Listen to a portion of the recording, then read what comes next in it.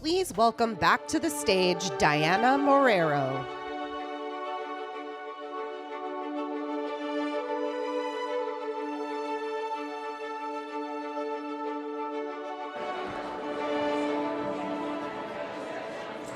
Hello.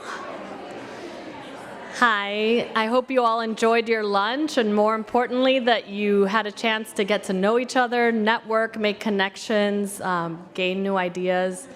So thank you all for being here and for joining us for the afternoon part of the program. We've got an amazing, incredible roster of women and leaders teed up for you in just a moment. So earlier today, we heard from leaders working to advance gender equity and women's leadership across the private sector, academia, civil society, and government.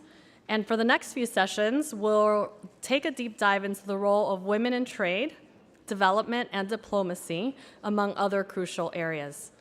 And we'll end the day with an incredibly important discussion on what some of the poorest women on the planet, women living in slums, need to not just survive, but to thrive. We're thrilled to be having this conversation with actor and humanitarian Connie Nielsen, alongside her colleague, Jacqueline Oyugi, at the Human Needs Project. So stay with us. We have a great program in store for the next couple of hours. Thank you.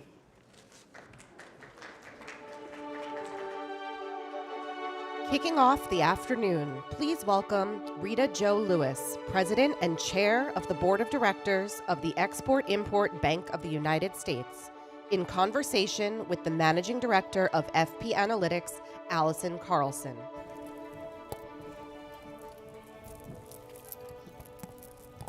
Hello, everyone. Welcome back from your lunch. I hope you all had great and engaging conversations. Thank you so much for being here today.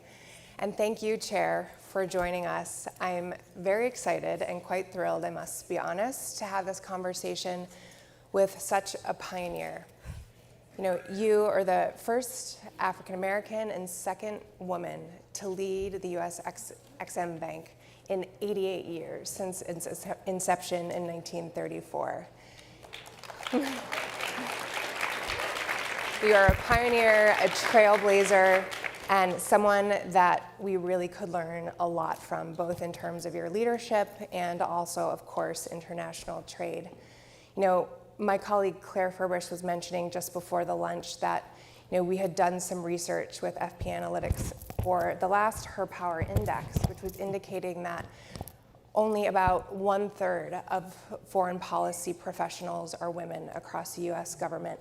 And you are breaking through that ceiling. How did you do it? And given that the tone comes from the top in terms of change and institutional leadership, what more needs to be done? Well, first of all, I'd like to say thank you to Andrew and to Ravi and Zach. I know he's out there somewhere, and Diana, when she first started the inception of this, Her Power, I was at a think tank. And so it is just so exciting to be here at the inception of this particular 2022 session, to be with all of you today. Well, first of all, thank you, Allison. I think the Vice President of the United States always says it best, that her mother said, and I think my mother said the same thing: you can be first, but don't be the last. And that really is true. And I think a lot of our mothers tells us that when you are looking at or being said that you're part of a barrier breaker. But breaking a barrier comes with opportunity, but it also comes with challenges. And what I always say, for me, it's about my faith, it's about my family, and it's also about my friends. It is those that are with me every step of the way as we move into this journey of life, as we call our professional careers. You're absolutely right. The women in national security, it's a small but growing number. But it's also larger, I think, especially in this in the Biden-Harris administration. I was fortunate to be a part of Leadership Council on Women in National Security. I was fortunate to be a part of an organization at the German Marshall Fund where we would produce women of color in national security events. And I will tell you, it was always strong to see, just like it is to see all of you in this room, moving aggressively with women who really don't believe that they're in national security. But I say, if you're doing healthcare, there's a big national security angle. If you're doing food, now food security is one of the biggest things going on in national security. If you're doing energy. So you could go on and on and on to say, it's not just about, can I go to the State Department and be a Foreign Service officer? All across the spectrum, domestically, here in the US, as well as globally, around the world, there are opportunities for you to use your experience, to use your careers, and to move yourselves forward directly into this space. But I will tell you, you are absolutely right. At the top of the heap is our foreign policy at Foggy Bottom. It is the United States State Department. But right now, in this administration, we have a president who really has seen, because of all the geopolitical situations that are going on around the world, how the blend of our national security and our economic security has really come into its own as one. Because we realize that where one ends, another begins, and where another begins, another one may end, no matter what we see. Because all you have to do is look at, and I'm sure they've been telling you because it's the name of the conference, the pandemic, getting over the pandemic, the unjust war in Ukraine. Look at what happened with our supply chain during the pandemic. Look at what's going on around strategic competition with China. All of that is blending into one, and each and every one of you, I'm sure at some point, if you looked at your careers, I could evaluate and tell you exactly where you are in the spectrum, that you should be involved in all of these issues, because women's voices have to be heard. Absolutely. And to pick on a thread of that, as well as a previous conversation that we had this morning, Ratna Sahai from the IMF was on stage earlier today talking about the need for gender mainstreaming and having a gender lens across institutions. And so when you think about that and institutional change, I mean, after 88 years, change has been made. What needs to happen to really expand and deepen those changes from an institutional perspective? You know, people talk a lot about sustainability. Yes, being the first African American and being the first Black person to serve in this capacity, whereas it is very exciting. I look at the fact that, you know, there was one woman who came before me. She and I have an ongoing dialogue about the position that we have found ourselves in. But you know, when you walk down those halls, it can be a little lonely. And so what we have to do is to ensure that we put in place different mechanisms and systems that allows women voices and men who support women voices, we hope all men does, to be heard. And so one of the things that I've done in my short tenure there, I've been there now less than 9 months, I have already instituted an Advancing Women in Business Council. I was like shocked. I was like, okay, we have an advisory committee, we have a Africa subcommittee, but are you trying to tell me that since, you know, our Office of Small Business, which we all know, and I know we're going to get to that, is the lifeblood of our communities in terms of what happens in terms of creating jobs. We don't have a committee to be able to seek out the advice and counsel from women and men who support women in those particular endeavors. So actually, in a few short days, we're going to be launching our first Advancing Women in Business.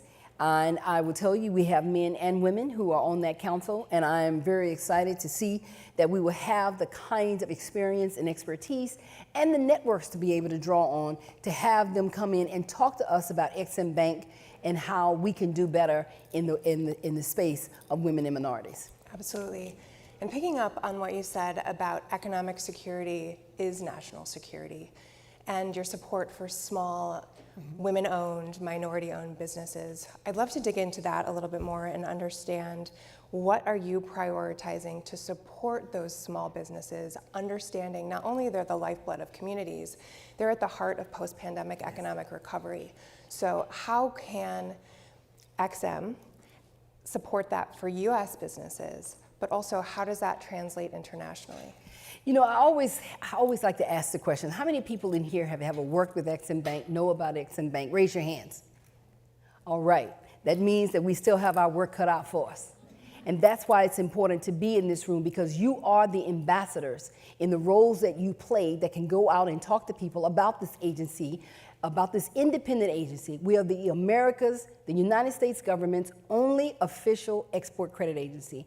We support American businesses as they facilitate jobs in these local communities.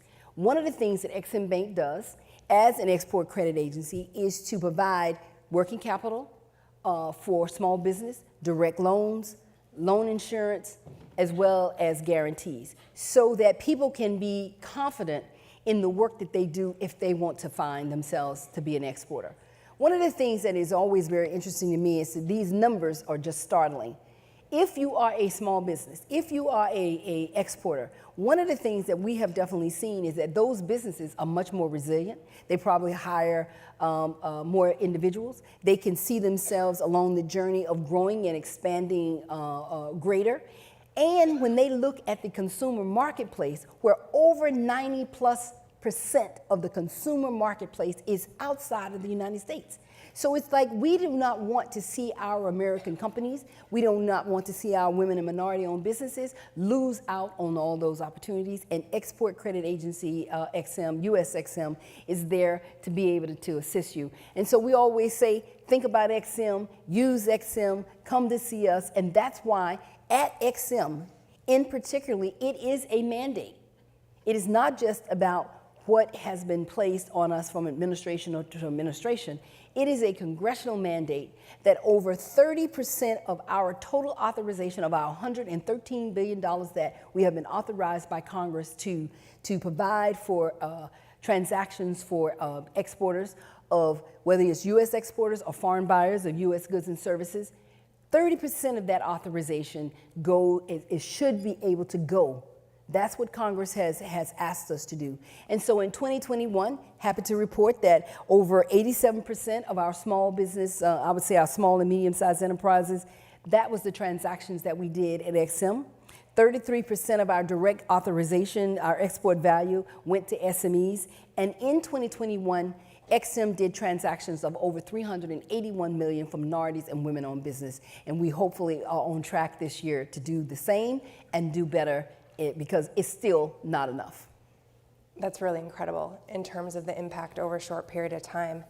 And so when you think about the work that you're doing internationally and your engagement with international governments, regional governments, and even local officials, how does that translate as you're discussing pathways for cooperation, memorandums of understanding? How do you advance gender equality, gender equity into those conversations as they pertain to financing? You know, that is one of the most important questions, and I always love that when I'm sitting with the foreign leaders or when I'm sitting even with our U.S. companies to talk about what they are doing, but also what is Ex-Im doing and what is the United States government is doing.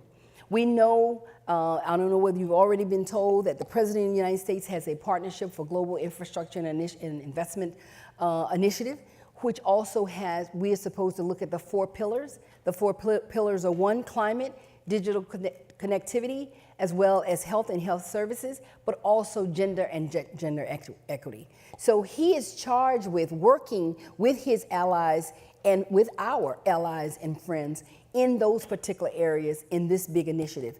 But also, many of you know, and if you don't, one of the first things that President Biden and Vice President Biden did, Vice President Harris did, was that he launched an effort where he basically said he wanted to make sure that not only was we an administration that looked like America, but he wanted to make sure that as government is one of the biggest vendors, but are women and minorities and small business getting their fair share? And so he launched different efforts. He also asked each of us to look inside of our own agencies to ensure that we were doing what we were supposed to do in the workforce area, as well as in the contracting area. So I tell people we can't just look at the workforce. We also got to look at where the dollars are going, because the dollars are what can be sustaining to help people grow and expand their businesses and create jobs in the United States. We know for a fact that during the pandemic, women-owned businesses, minority-owned businesses, who are some of the biggest creators of jobs in the U.S. were the hardest hit in the pandemic. So agencies like myself and others, because we try to work in a whole of government approach, so working with Commerce Department and small business and on, we want to make sure that we're providing all the kinds of tools within our own agency. So I'm always looking at the financing tools that we have available that can go to women and minority-owned businesses, that can go to small businesses, to make sure that we're doing where we are, but it's never enough, and we need to be moving forward to do better. I know we just have just a few seconds left, so with all of that in mind, and in light of this gathering and the convening today, the people who are here trying to learn from each other and also understand what more can they do to engage, to have an impact in leadership, and also as it pertains to engagement internationally, what is your advice and what is your call to action that folks here can take away? Well, first of all, the call to action is to be exactly where you are today. You could not be in a better place than being at Foreign Policy's Her Power Summit. I go to conferences all the time, and I was coming out of a conference about women down in Miami most recently, and it really is amazing to see the level of women at all levels, because it's now intergenerational, the workforce that we're in. Women are now across the board in all sectors. That's why you see more women involved with what's going on in national security. I will tell you that one of the ways that we try to also look at is when I'm meeting with ministers and other foreign leaders and CEOs, we are constantly talking to them about their supply chain. We're constantly asking them to support us to be able to get to their supply chain, because we want to talk directly to the women and men in their supply chain who need financing if they're going to be exporting and wanting to grow and expand their businesses. That's why we have initiatives like Make More in America, MMIA. Please go online, xm.gov. We have a conference coming up on December the 13th, right down at the Omni. That's an opportunity. You can register online. That's another opportunity that you can participate and learn, whether you're currently interested or currently exporting, or if you want to do more. These are the kind of opportunities that I think that we can provide for women and men in this audience. And then what we do at XM, in every conversation, we're always, and in every agreement that we have signed thus far, there's always the sector of expanding women and minorities. There is no group of individuals that I have spent time with, that I have talked to, that don't understand that in their countries in particular, as well as in ours, women is where the power is. Women are making it happen, and they too want to learn from us. I think America has some very, very strong programs about how we've moved women forward, and we know where we are, but we also know where we got to be. And like I said, being the first, you cannot be the last. And that has to be all of our mantras in everything we do and in all of the work that we do, because we cannot have a go it alone strategy. The strategy has to be, how do we lift everyone up? Because as we lift everyone up, we can all continue to rise and be able to provide whatever it is we need for women to be advanced and to move forward. Very well put. Chair Lewis, thank you for your leadership, and thank you for being with us here today. Thank you. Thank you for having me. Thank you all. Next up, please turn your attention to the screens for a conversation with Jennifer Klein, the Director of the White House Gender Policy Council and Assistant to the President, and Dr. Maisha Alam, the Vice President for Research at FP Analytics. Hello, my name is Maisha Alam, and I'm Vice President of Research at FP Analytics. It's now my pleasure to have a conversation with Jen Klein, who serves as Assistant to the President and the Director of the Gender Policy Council at the White House. Jen is a committed leader who I've known for many years, and we're delighted to have her join us for today's Her Power Summit. Welcome, Jen. Thanks, Maisha. It's so great to be with you. Jen, thank you so much. To begin, could you tell us a little bit about the Gender Policy Council, which President Biden established when he took office? What was the vision driving its creation, and what purpose does the council serve? Why was it necessary? So as you said, at the beginning of the administration in March of 2021, the president signed an executive order that created the Gender Policy Council at the White House, which was really an effort to mobilize a government-wide effort to support gender equity and gender equality. And I always say that the genesis for the council is in the name. So first, a focus on gender, which, as you know, and so many people joining us today know, has been a longstanding basis for discrimination and barriers. And so this council is dedicated to eliminating those barriers and changing policies and changing norms so that women and girls and people of all genders can have full opportunity to participate. The second part of our name is policy. So while there have been other offices in both Republican and Democratic administrations that are focused on women and girls, the other thing that was really unique and exciting to me about this council is that while we do a tremendous amount of external engagement, stakeholder engagement, and really listen to and take the ideas into consideration of people from advocacy organizations doing work on the ground, other governments, whether those are state, local, tribal, or foreign governments, businesses, philanthropy, really every constituency. It's all in service of our policy goals. And so that is why it was exciting to be a policy council, sitting alongside the more longstanding policy councils here at the White House, the National Security Council, the National Economic Council, and the Domestic Policy Council. I think the last thing I will say about the council and the work that we're doing is it's based on decades of research that shows that I know well, that when women are at the table, when gender equity and gender equality are taken into account, everyone is better off, and policy is made in a more inclusive way, which again benefits not only those who we are thinking about when we think about gender equity, but also everybody, whether those are women themselves, families, communities, economies, or whole countries. So, for example, there's a strategic imperative in investing in women in the workforce because it pays dividends for economic growth and development. There's, an importance, a strategic priority of investing in women's human rights and leadership and democratic participation and participation in conflict resolution, because we know that the results are better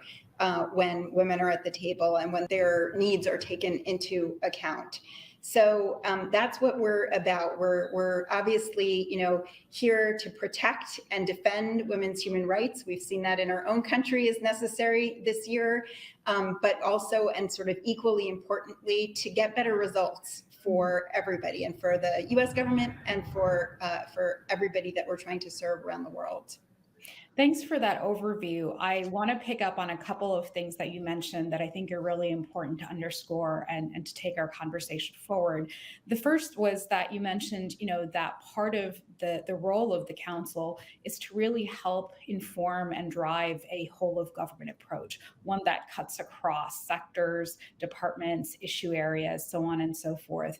And the other thing that you said that's so important is that it's not just about benefiting any one segment of the population. Yes, absolutely, there are going to be those who are disproportionately affected that will benefit, but it's also about benefits for all of society.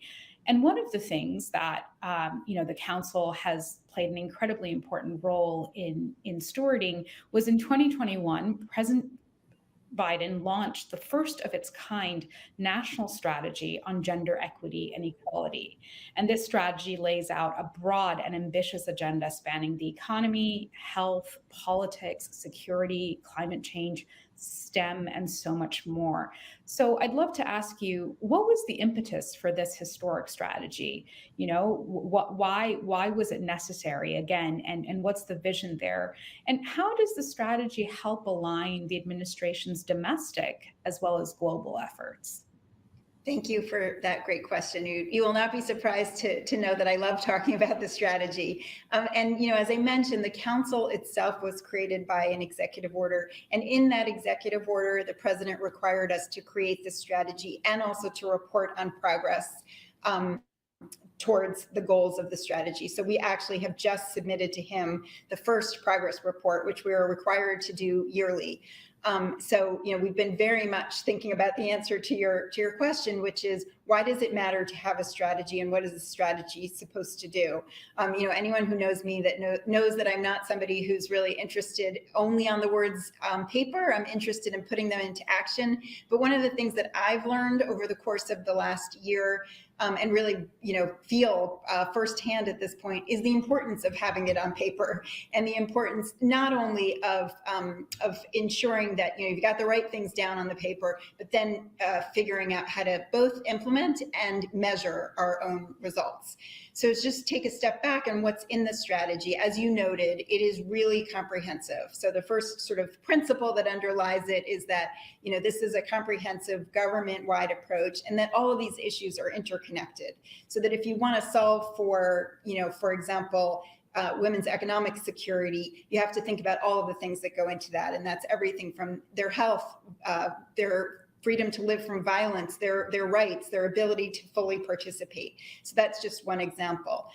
But it really includes 10 strategic priorities. You mentioned some of them: economic security, education, gender-based violence, health, justice and immigration, human rights and equality under the law, security and humanitarian relief, climate change, science and technology, and the one that sort of underlies it all, which are democracy, participation, and leadership. And as I said, these are all inherently linked, and they have to be tackled in concert. And then the other element that I really feel I should mention is that, the whole thing is built on several principles. And one of those principles is the notion that this work has to be done in an intersectional way. So obviously people who are facing gender inequity, are often facing other barriers, other forms of discrimination. And so one of the things that we are mindful of in the work that we do every day is thinking about those intersecting and compounding forms of discrimination, whether that's race, ethnicity, other factors like sexual orientation, religion, disability, age, socioeconomic status, immigration status. All of those things need to be thought of because people are whole people, and you need to think about all of the parts and all of the ways that they are potentially facing some barriers or discrimination. So as you said, this is the first ever strategy in the United States. So it's important, I think, both for our own work and also to show how important this is to the rest of the world. We are not the first country to have a national gender strategy. So I felt, and I know obviously more importantly than what I felt, the president felt strongly that we need to join those community of nations that prioritize this, and the way that we can symbolize that, signify that, is by having this strategy. And as I said, we carefully thought through the scope of it and engaged really every agency and department in creating it. And now we've moved into the implementation phase where, again, every part of the government is coming forward with their priorities under the strategy, and we are moving into implementation of those priorities. I love what you said about thinking about the whole person. I think that that's so important. And also what you said about the United States belonging to or being a part of a community of nations. So let's take economic security as an example, right? What does it look like to advance that strategy and implement that strategy here at home in terms of economic security and as it relates to gender equality and equity, as well as around the world? How do you align those efforts here as well as globally?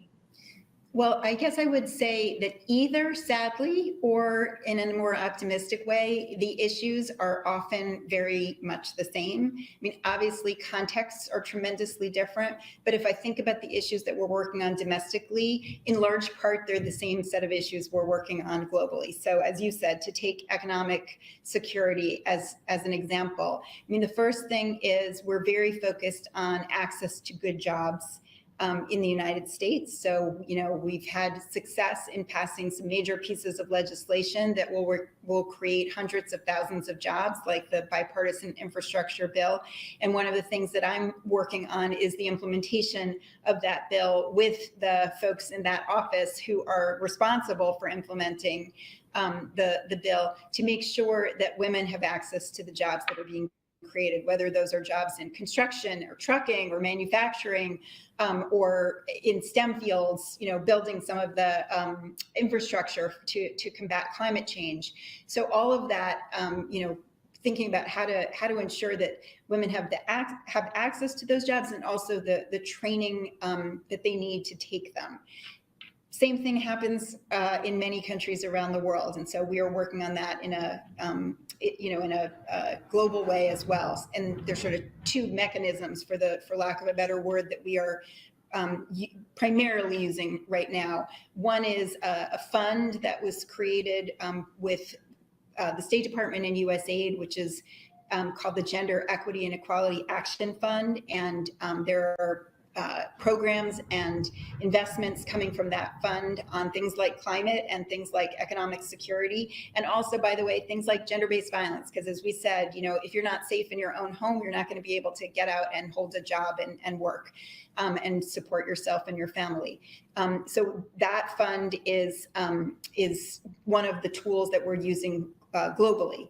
Another example, or another thing to be looking for, which hasn't yet been released, but we're in the process of crafting an economic strategy, a global economic strategy, where you will see many of these same things.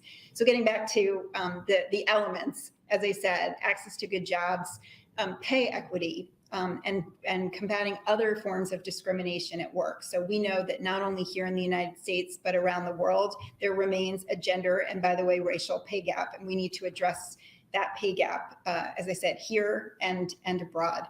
And other forms of discrimination, things like sexual harassment and other ways that people are unable to fully participate at work. And then the third piece, I would say, which again has both a domestic and a global part to it, is care. We know that in the United States, we have an inadequate infrastructure for care, that women in particular, and often women of color, are disproportionately giving the care, whether that's paid care or unpaid care in their own homes. And the same is true abroad. Thinking about, child care and home care and paid family and medical leave right here in this country, and also have invested in a Invest in Child Care fund with the World Bank to invest in the child care infrastructure in low and middle income countries. So again, there's a parallel between the work we're doing right here at home and the work that we're doing abroad on many of these issues. Thanks for walking us through that. When it comes to gender equality, and you alluded to this, there's no doubt that we've made remarkable progress in recent decades, and the evidence of which can be measured in many ways. And the social scientist in me was so appreciative of the fact that you were talking about the importance of measuring progress and impact. But there's still so very much to do, as you touched on, and to build on those gains that we've made. As we emerge from the pandemic and look ahead, what are the administration's top priorities to protect women's rights and prevent backsliding, both here in the US and globally? And how are you going to meet that challenge? I mean, the truth is that the issues that we've just been talking about remain our highest priorities.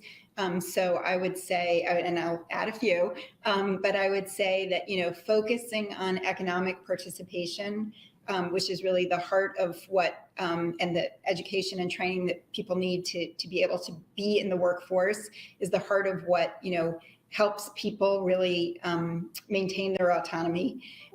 Protecting people from gender-based violence wherever that occurs, in whatever form, whether that's conflict-related sexual violence, which is used as a tool of war, as you know, or whether it's intimate partner violence in your own home, or in the military, or on a college campus, or online. We'll be thinking about all of those things.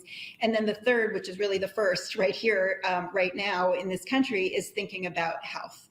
and really women's health broadly. But of course, right now, I am focusing a great deal of my time on protecting reproductive health and rights, given the fact that the Supreme Court overturned Roe versus Wade, nearly 50 years of precedent in the Dobbs case. So we're, again, the Biden administration's policy hasn't changed. We are doing everything we can to protect the autonomy to make decisions about your own body. Well, this is so interesting and important, and I know that we could speak for much longer about the work that you're doing and the importance of it, but I'm afraid that's all the time we have today. Jen Klein, Director of the White House Gender Policy Council, thank you for joining us. Thanks so much, Jen. Thank you for having me. Please welcome to the stage Ambassador Gina Abercrombie Winstanley, the Chief Diversity and Inclusion Officer at the State Department, in conversation with FP staff writer Robbie Grammer.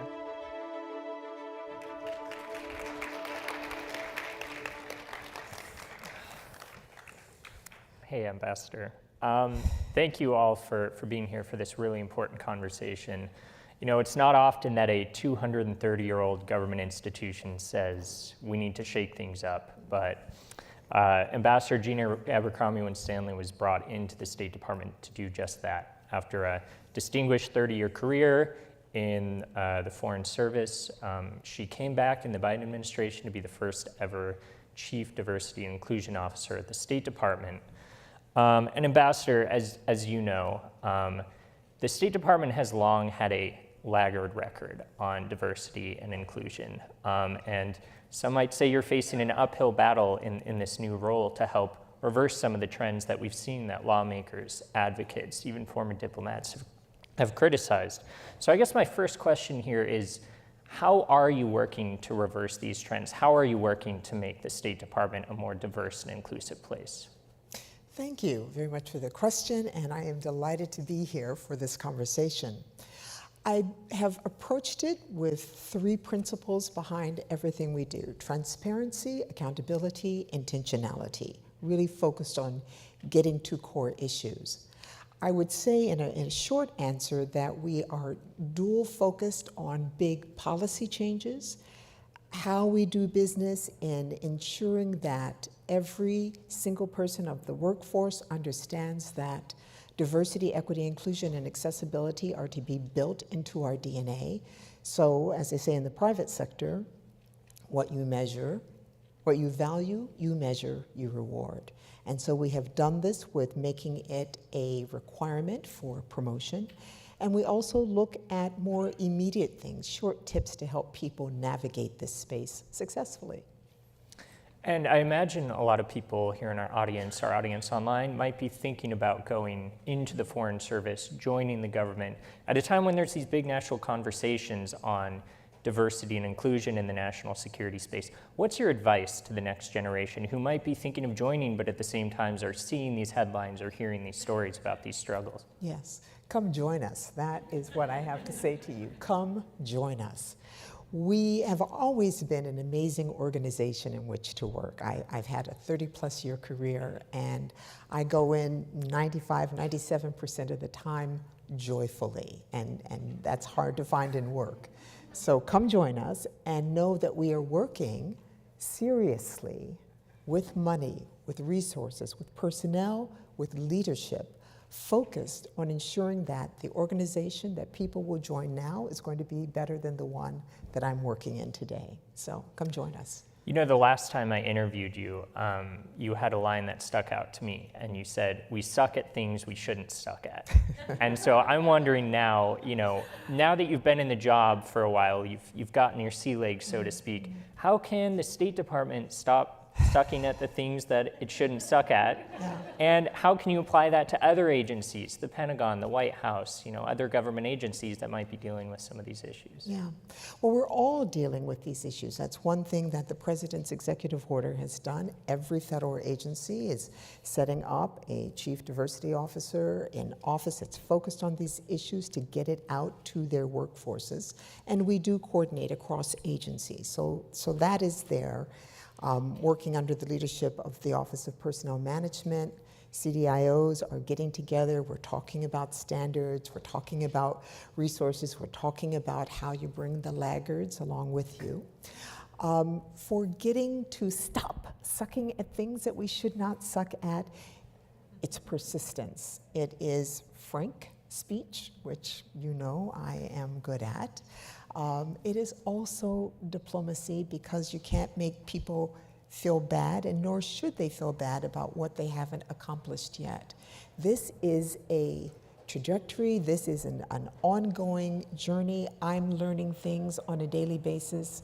I'm focused on this, and I don't get everything right. I tell people, don't feel embarrassed if you make a mistake, if you misspeak. I think I mentioned to you when I give a talk on microaggressions, I start with whatever latest microaggression I have perpetrated, because we are all learning. So if you set your ego aside and you think about what we're all striving for, which is an organization that will allow each of us to reach our full potential, we all want that. And we want colleagues who are happy and fulfilled as well. So if we're all going for that, then we're going to get in the right direction, and I think we will eventually stop sucking. We come with big egos, and we come with big abilities, so we can get there. I believe it. I want to press on that word eventually, because the State Department is obviously a big, some would say unwieldy bureaucracy. These changes can't happen overnight, and you have a short tenure in the grand span of the State Department's history. How do you feel you've already started moving the dial, and what do you say to people who are fed up after hearing, administration after administration, secretary after secretary, we're focused on diversity and inclusion without results? Yeah, I want them to stay fed up, number one. Number two, that word eventually, I'm going to think about that, because I don't know what that time frame is going to be, but I have been very clear, I don't want to be around in 20 years having this same conversation. We have great leadership, and what we have been able to do in the 18 months that I've been back in the department is to provide credibility to the workforce that we are serious. And for the first time, we've given real resources to it, that we've put someone of my level responsible for coordinating progress within the organization.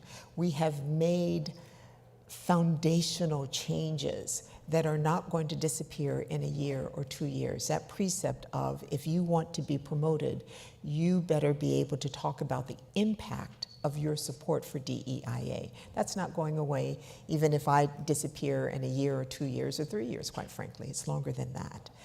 I absolutely am confident that these changes are going to be understood by everyone to be good, not only for your colleagues, but good for you. Good for you. And the transparency and accountability that we're working on benefits everybody, whether you are a Black female, an Asian male, your sexual orientation, gender identity being whatever it is that you want it to be, these things will benefit you. So that is the foundation that we're working on putting in place now, and some shorter things so that people can see changes and sparks as we go along working on the foundational issues. What do you think has been the biggest hurdle to effectively doing your job? If you could pick just one. Oh, okay. If I could pick just one. We've got a few minutes if you've got two. I might have more than two. I think my biggest hurdle, that is a tough one, my dear, because I do have hurdles. The biggest hurdle is when you come into the State Department, because it is such an old organization, it is a revered organization, it has a reputation of attracting the best and the brightest and blah, blah, blah, blah. And so we kind of feel some kind of way about ourselves, that we're the State Department. It can't be all bad. We've got this far. I would argue that you can look around the world and see that we have further to go, and that with more varied, disparate viewpoints, backgrounds, voices that are at the table and speaking, that we can do better. So I think it is our great sense of self in the State Department, which makes us reluctant to muck about with it. Change has traditionally come very slowly. I certainly have people in the department already telling me, take the win. You know, you've accomplished a great deal, slow down.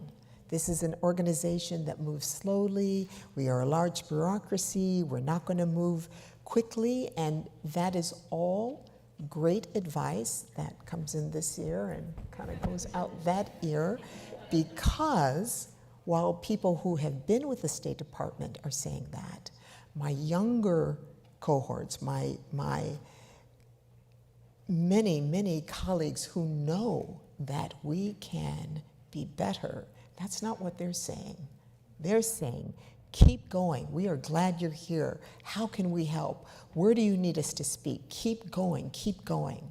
And also the secretary says, keep going. So those skeptics who maybe say this is nice in one ear, out the other, have you been able to convert any of them? Or is this just a case of we need to wait them out because the next generation is going to take the mantle?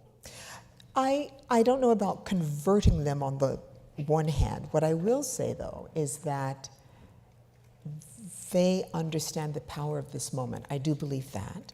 And whereas everybody doesn't agree with what the pace should be or is not comfortable with either how slowly we're going or how quickly we're going, everyone does understand we need to go. We need to go. And so I will do my best to bring people along with the pace that I can maintain. And I also have to take the counsel of those who are advising me, keep going, but recognize, you're pushing against walls that are not going to move tomorrow. Don't get demoralized. Don't get too frustrated, because, that's my emotion and my commitment and passion for this issue. I've got to balance that out as well. And all of us have to do some measure of self-care. And I've got to navigate that as well, because I'm impatient. I'm impatient. A recent internal State Department survey of around 6,800 employees found almost half faced bullying, harassment, or sexual harassment in their job. That is a staggering number. What is your message to those employees? And how do you tie that into your pitch to new people to possibly join the State Department or the national security world? Sure. Sadly, I would say this is a win, a good news story that you are quoting that statistic to me, because that's the first time we've asked the question. So we are not hiding from who we are, what we are, and how we've conducted ourselves. That means asking the tough questions so that we know where we need to focus our efforts. So that information is information that has helped us come up with, and sometime next year, we'll be announcing the anti-bullying, anti-harassment unit that is to get after these issues, coupled along with our management support unit, my office, that's helping managers manage better, take care of problems, whether it's their own or with other employees, to train us to better work with each other. You have to train yourself. We're all very ambitious. We know what we want to accomplish. We're policy focused. We're not management focused. We're not personnel focused. That's not what people come into the State Department to do. And it's one of the things that General Powell, when he was Secretary of State, talked about how much more training we all need to deal with people, to deal with each other. So all of those wonderful diplomatic skills that we have that we give to foreigners, we need to also give to each other within the organization. So that's a lot of what we're focused on and improving. Well, I know we're just out of time, and I'm really sorry I could have stayed up here for an hour to listen to this, but Ambassador, thank you so much for taking the time, and thank you all for being part of this important conversation. Thank you.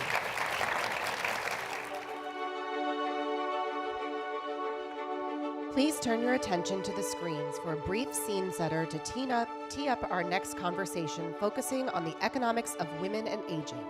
Claudia Mahler, the independent expert on the enjoyment of all human rights by older persons at the UN, sat down with Dr. Maisha Alam earlier this week. Hello, My name is Maisha Alam, and I'm Vice President of Research at FP Analytics. It's my pleasure to now be joined by Dr. Claudia Mahler, the UN independent expert on the enjoyment of all human rights by older persons. Claudia, thank you so much for joining us today. Thank you for the invitation. It's really kind, and I'm really honored to be here today. Well, wonderful. Let's get started. You know, in your work as the UN independent expert on the enjoyment of all human rights by older persons, can you tell us, how do you confront the dual challenges of age-based discrimination and gender-based discrimination? Can you help our audience understand how are older women especially susceptible to discrimination and marginalization globally? Yeah, thank you for the question. I think this is the key issue we are talking about today. From my perspective, the gender-based inequalities really get exacerbated in old age. So there are many inequalities through the life course, and they're also deep-rooted in the cultural and social norms. So what we see is that with the structural ageism, especially in older age for older women, we see that the inequalities are getting bigger and bigger, and sexism and ageism have aggravated effects in these inequalities, but are very often overlooked. So from my perspective, we really need to open our eyes right now to see older women, how much they are suffering and how much there are inequalities, which get not enough attention in politics and from the law perspective as well. So, what does that look like in real life? You know, for somebody who may not be as familiar with this issue area, can you share a couple of examples of what that means in terms of day-to-day life, or the quality of life that an older woman, whether in a developing economy or in an advanced economy, what that the challenges they confront and what that means? I think we can start with a kind of stereotype on the one hand. If we see an older man, everybody is assuming he is getting wiser and better looking. But if we see older women, very often the stereotype is she's a burden of society, doesn't look that good anymore, and is marginalized in her ability to be part of the social network. So this is the first part, I would say, where we see a big inequality. And the second thing is, in regard of the life course, women earn less regularly than men, and this also gets aggravated in later life. So they also have less for the retirement age. And these inequalities are really hard. So the poverty in old age for women is even higher than for men. I think this makes it quite clearly, and this is true for the South and the North. You know, it's so interesting. You use this word of burden, and my team at FP Analytics has recently produced a research brief on this topic of older women and unleashing their economic potential, and trying to understand the systemic, the cultural, the legal discrimination and marginalization that they face. And yet, one of the most important things that we learned and that we demonstrate in our research is that despite the discrimination that they face, older women are incredibly resilient, and they contribute in both quantitative and qualitative ways to their families and societies, despite this persistent perception of burden, as you mentioned. But the contributions that older women make to their households, to their communities, and to their countries are often overlooked or unaccounted for. So, can you help us understand, how can older women be better supported? And what is the role that governments have to play, that the private sector has to play, or, for example, multilateral institutions have to play in order to elevate older women and ensure that they aren't so invisibilized in society? Yeah, I think the last sentence you just said, they are invisible. This is true. And if we manage to give them more visibility, I think it is the first step. The second step would be to acknowledge the unpaid care work, for example. They are the ones who stop working because they do the unpaid care for their older relatives, for their husbands, but also for the children of their other relatives. So they are highly part of the economic wealth also for the families, but this is not acknowledged. And I think it's also not really part of the politics. So if we could change this kind of narrative that they are a burden, no, they are not a burden. They are the supporters that the others can work and be part of the workforce. So they are also the ones who support the children and all the different age groups to get a better education, but they are the ones who are left behind. We also see this in the digital exclusion. Many older women are digital illiterate, but nobody really takes care that they are taking part in this kind of education. And even though everybody knows that most of the information right now is only available on digital tools, we tend to ignore this kind of factor, which is also something where I see that also the private sector can integrate older women more in the settings, in the availability, in the affordability of this kind of tools, and also think about if this is the only channel of information, if there are alternatives which are easier accessible for older women. I think this is one part where I see that also the experiences of older women need to be taken into account, how they can get access to the different services and to the different tools. So from a socioeconomic point of view, I would say there is a lot of potential which is not really taken into account and not seen in the from the side of the politicians and also from economy. I think there is a lot to do to raise awareness that we are losing a lot of wise and willing older women to get integrated in this society and contribute. That's so interesting. And I especially like your choice of the words potential, wise, and willing, that really untapped opportunities that are so important and yet so often go under leveraged or missed.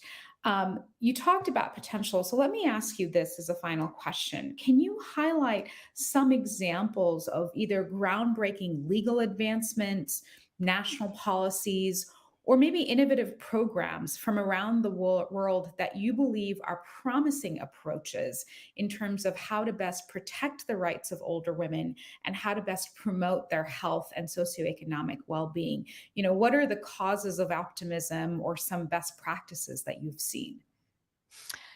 Yeah, uh, maybe I'll start with what we are missing. One thing we are really missing is a convention on the rights of older persons. We do have a convention on the all these forms of discrimination of women, but we don't have a convention on the rights of older persons. But there is a kind of regional convention, the Inter-American Convention, and an African protocol to the African Charter of People's Rights, which focus also on older women. And they really they fought it through. What is missing? For example, harmful practices, violence against women, also additional tools, what is needed to give them a specific access to justice. These kind of issues are already highlighted in these regional instruments, and I think they give good guidance to national policymakers and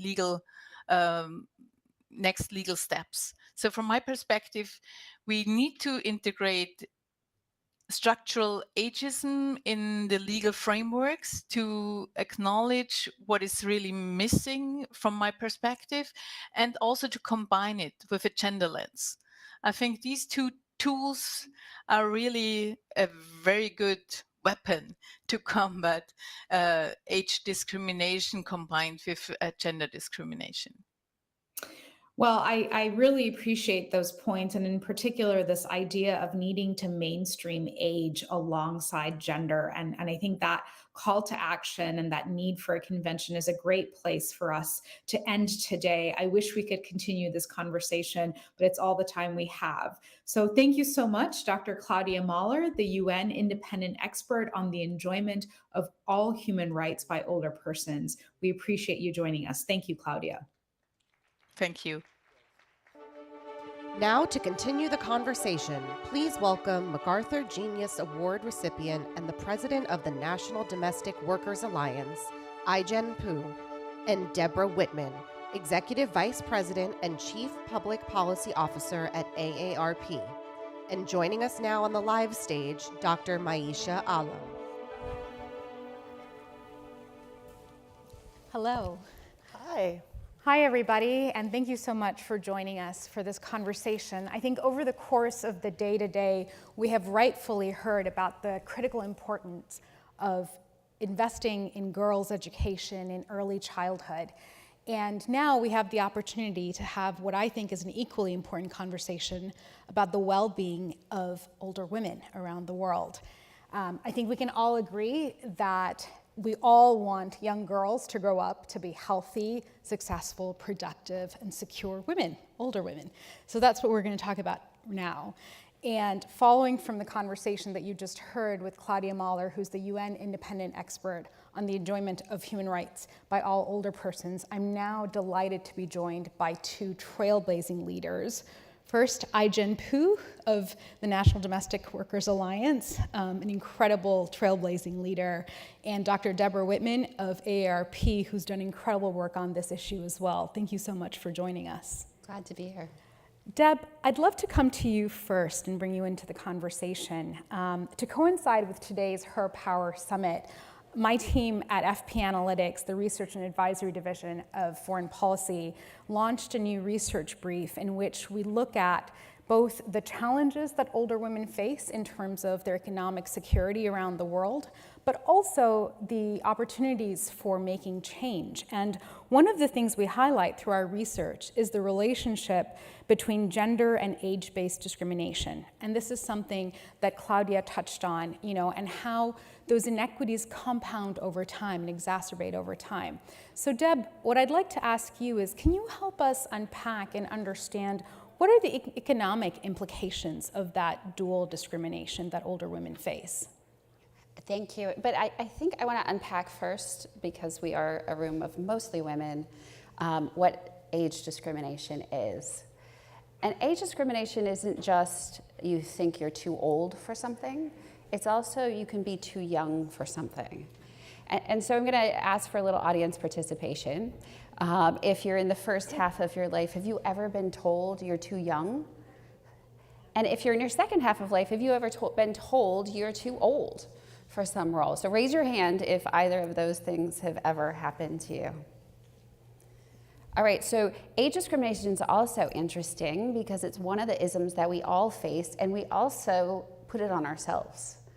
So here's another show of hands. How many times have you thought yourself, I'm too young to wear that, do that. I'm too old to wear that, do that, think that, dance like that. Raise your hands. All right, so I think pretty much it's bright lights. So I couldn't see everybody's hand, but I'm going to assume you were probably a little dishonest if you didn't. So these two things, age and gender, which we all face, intersect with all of the other isms. And so women face more age discrimination. Women of color face more age discrimination. Women with disabilities face more age discrimination. And we think about it across of our lifespan. The gender discrimination affects us economically in so many ways, and I think we've heard a lot about that today.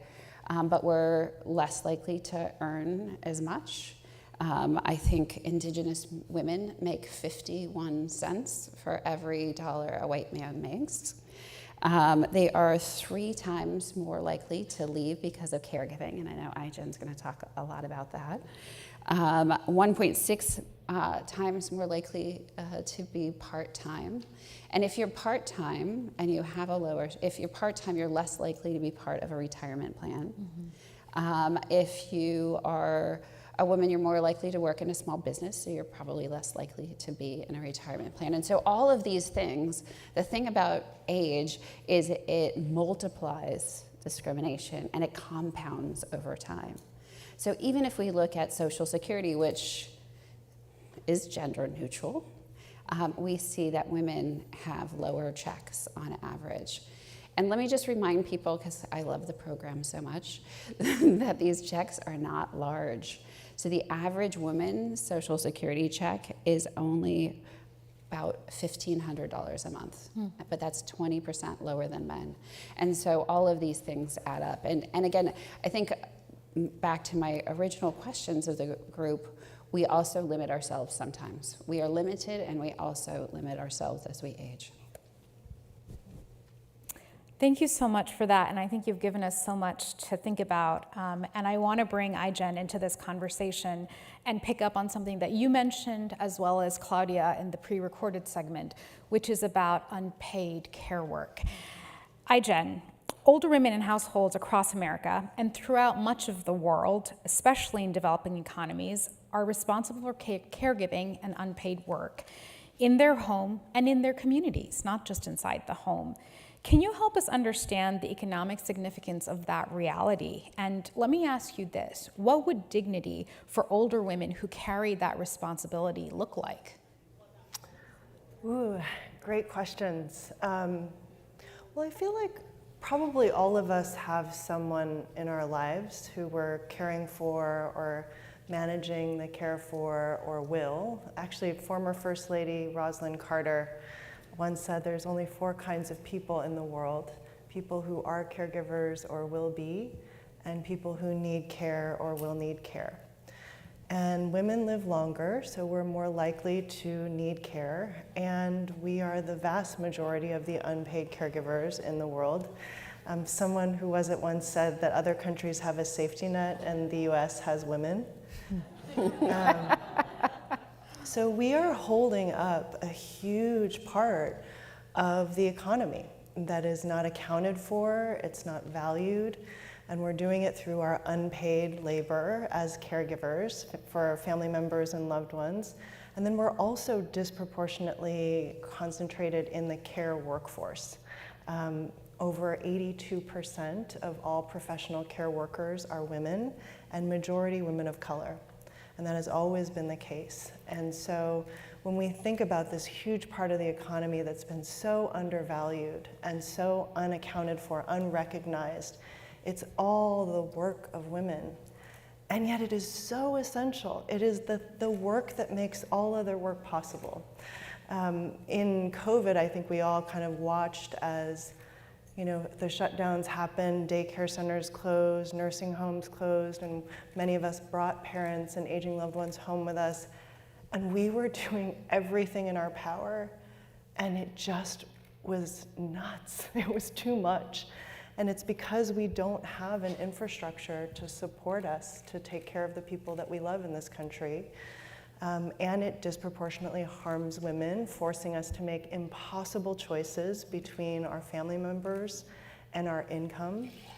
And so we've got all these extra responsibilities, and we've got, as Deb laid out earlier, less resources to work with. Coming into the pandemic, 2/3 of all minimum wage workers were women.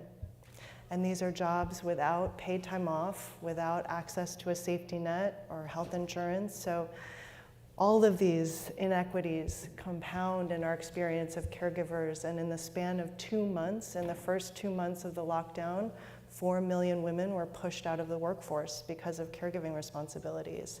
And many of them, at least 1 million in the United States, have not returned to work. And this remains a huge challenge as we're dealing with daycare centers, dealing with workforce shortages and direct care workforce crisis. I mean, we're all really, really struggling, and it's because we haven't valued care. And the last thing I'll just say is that I think we always forget that aging is living. Like, it's a really good thing to be able to age, and longevity is about longer to learn and to love and to connect and to give, and but we do need to design for that, because we've never had the kind of longevity that we have now. We have to design infrastructure, we have to have caregiving programs, we have to support quality of life and dignity for a longer lifespan. And so for me, I've been working on the piece of that that's about valuing caregiving, supporting family caregivers, making care from child care to home care more affordable and accessible, making sure that care jobs become good jobs so that women can sustain in them and take care of their own families. And I think if we do that, it will go such a long way to unleashing the potential of aging. Thank you for all of that. And there are many things that you said that resonate with me, but one in particular I wanted to pick up on is something you said about designing for that, right? That elder boom, the demographic change, whether here or around the world. And one of the things that research demonstrates in our own research at FP Analytics in partnership with AARP, but many, many studies have shown, is that the benefits of that designing for the demographic change benefits all of society. This is not just about older women or older persons. Yes, it should be, and it is, but ultimately those benefits are reaped by all of society, and I think it's so important. The other thing that you talked about that I think is so important is the reality check of the pandemic, right? Mm-hmm. Where were we? Where are we now? Where do we go from here? And a recurring theme today has been in these conversations that we don't want to just go back to what was before. We need to build a world that's better. And Deborah, I'd love to be able to bring you in a little bit about that. Before I do, just a reminder to our audience, both here in person as well as online, if you have a question, please let us know. We'd love to be able to bring you in. But Deb, turning back to you, can you help set the record straight in terms of older women's resilience, and in particular the potential that Ai-jen Poo was talking about with respect to the longevity economy? How do we connect those dots? Yeah, so we tend to think about the advantage of supporting people rather than just the cost.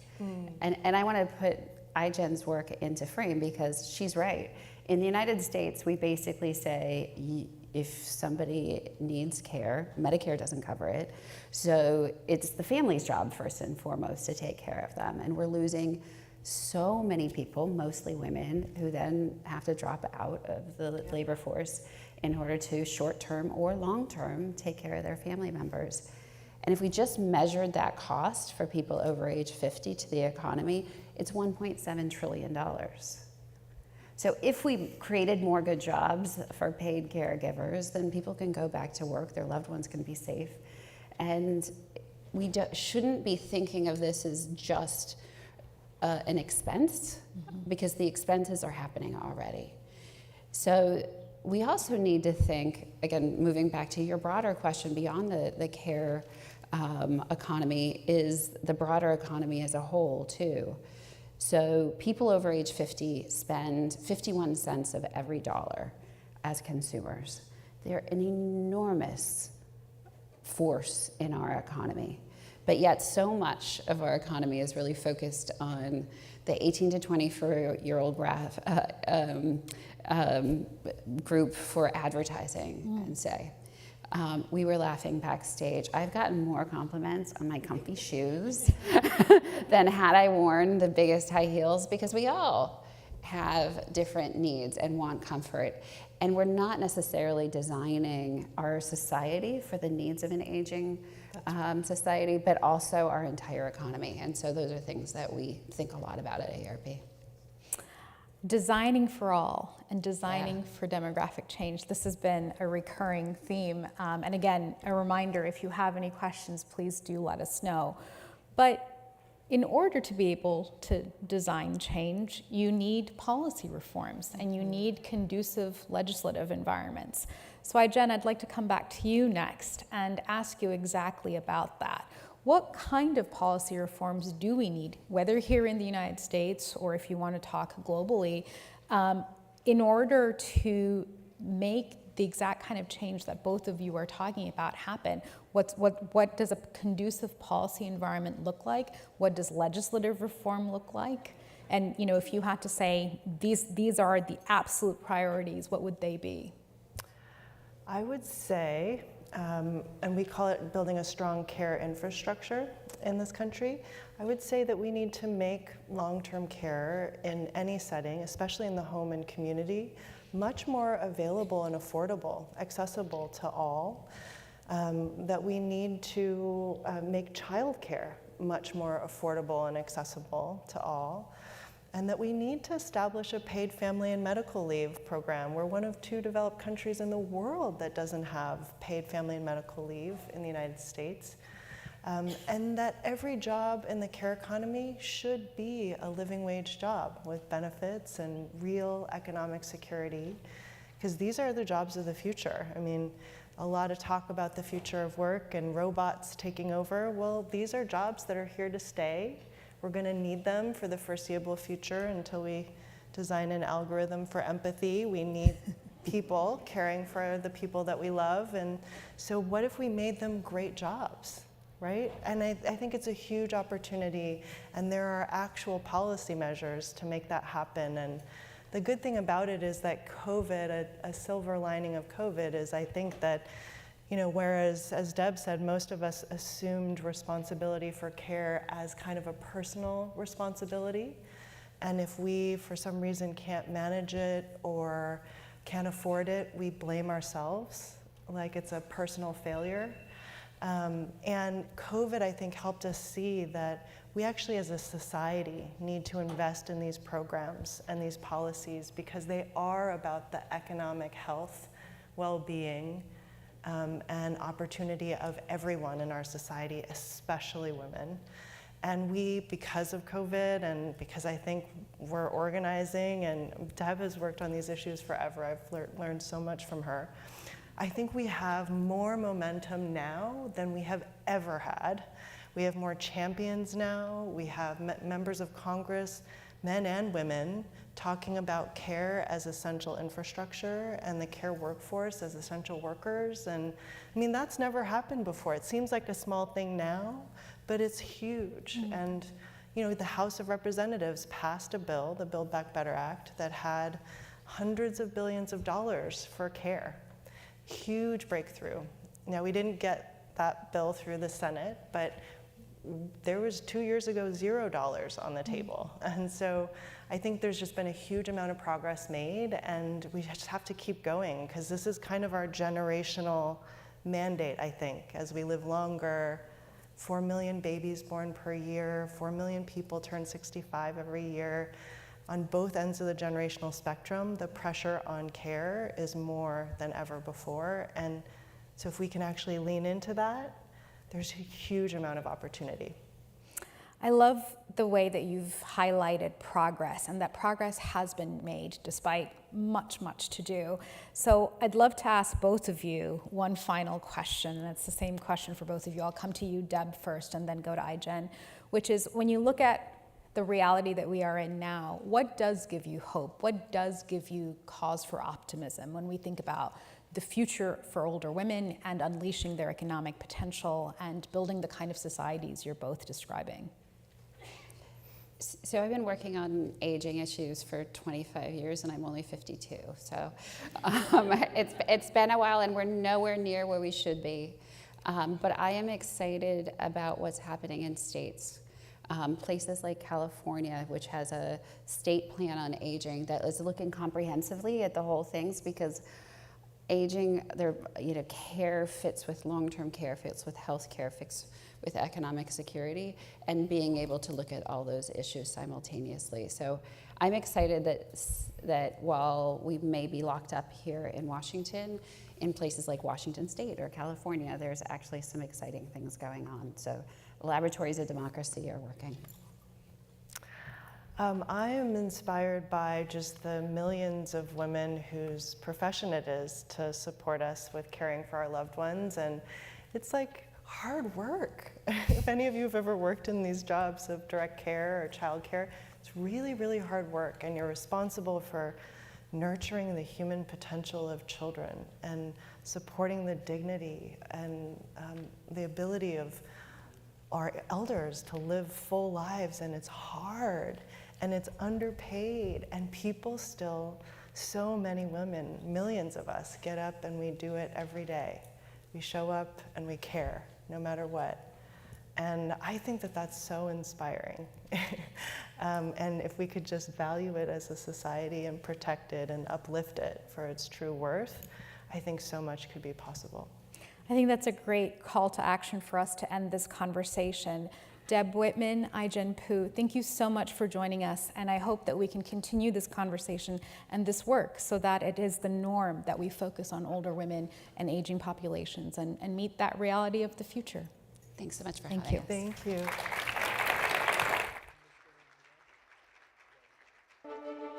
Joining Dr. Maisha Alam on stage, please welcome Catherine Russell, the Executive Director at UNICEF.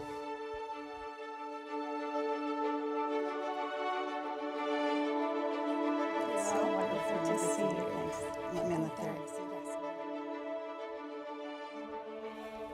Great.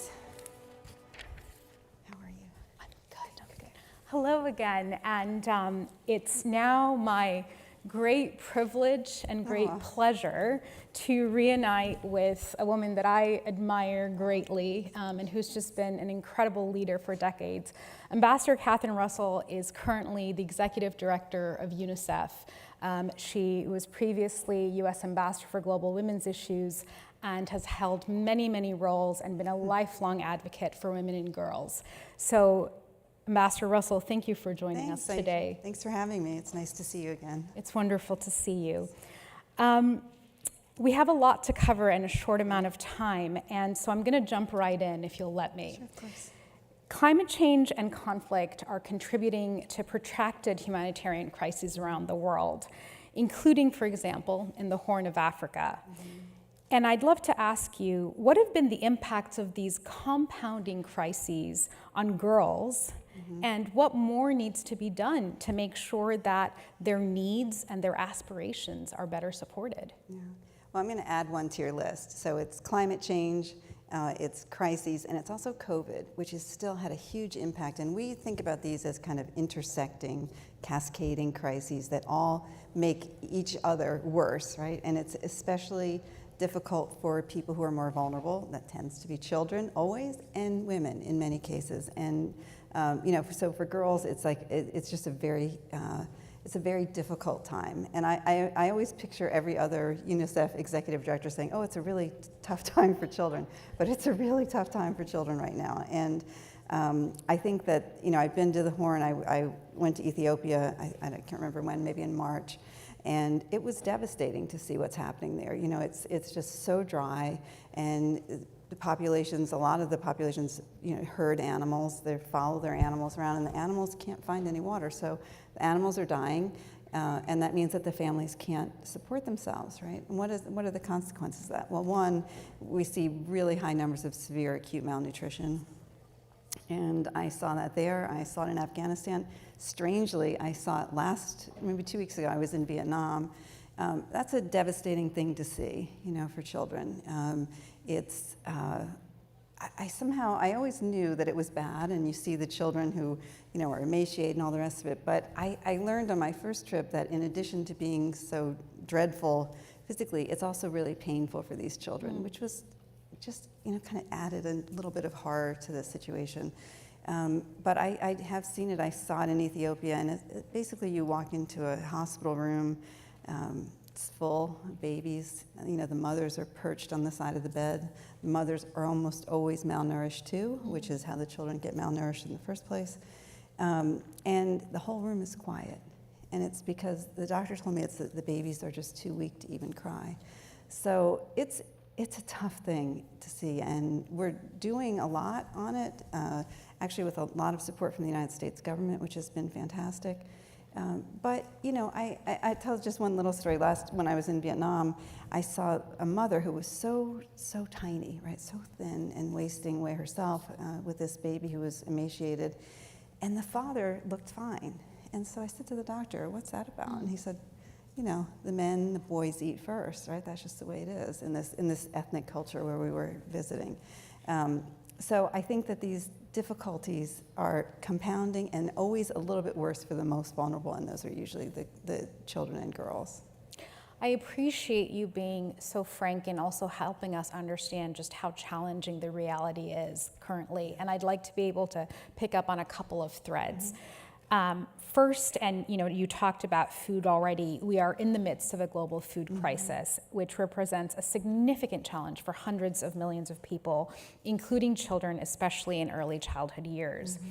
And can you tell us how UNICEF is trying to overcome acute food insecurity amongst children and to ensure that they have a steady supply of nutritious food? You mentioned malnutrition, and if I may just add, also making sure that girls are fed alongside boys. Yeah. You know, it's obviously a huge challenge. As I said, we're doing a lot of work now on this severe malnutrition because we see so many children who are dying from that, and that's, in my mind, you know, when I came into this job, I thought, how can we live in a world where children are starving to death, right? That's not acceptable, right? We have to do something about that. So we are working hard on that. We give these babies what we call therapeutic feeding. It's called RUTF. It's ready to use therapeutic feeding. And essentially, for the most part, it's like a peanut paste that you find in a little pack. I should have brought one to show you, but it's just a little packet. And if we give it to the babies, they will almost always, like 95% of the time, they will survive. But the problem is, right, that's addressing a challenge that's already taken place. And I think your question is broader than that, which is, how do we think about nutrition issues? And ideally, from our perspective, we would like to avoid getting to the severe malnutrition in the first place. So what does that look like? You know, that's many things. It's obviously, you know, as you mentioned, there is a food crisis in the world. And that's many things. There's a wheat shortage, there's inflation, lots of challenges.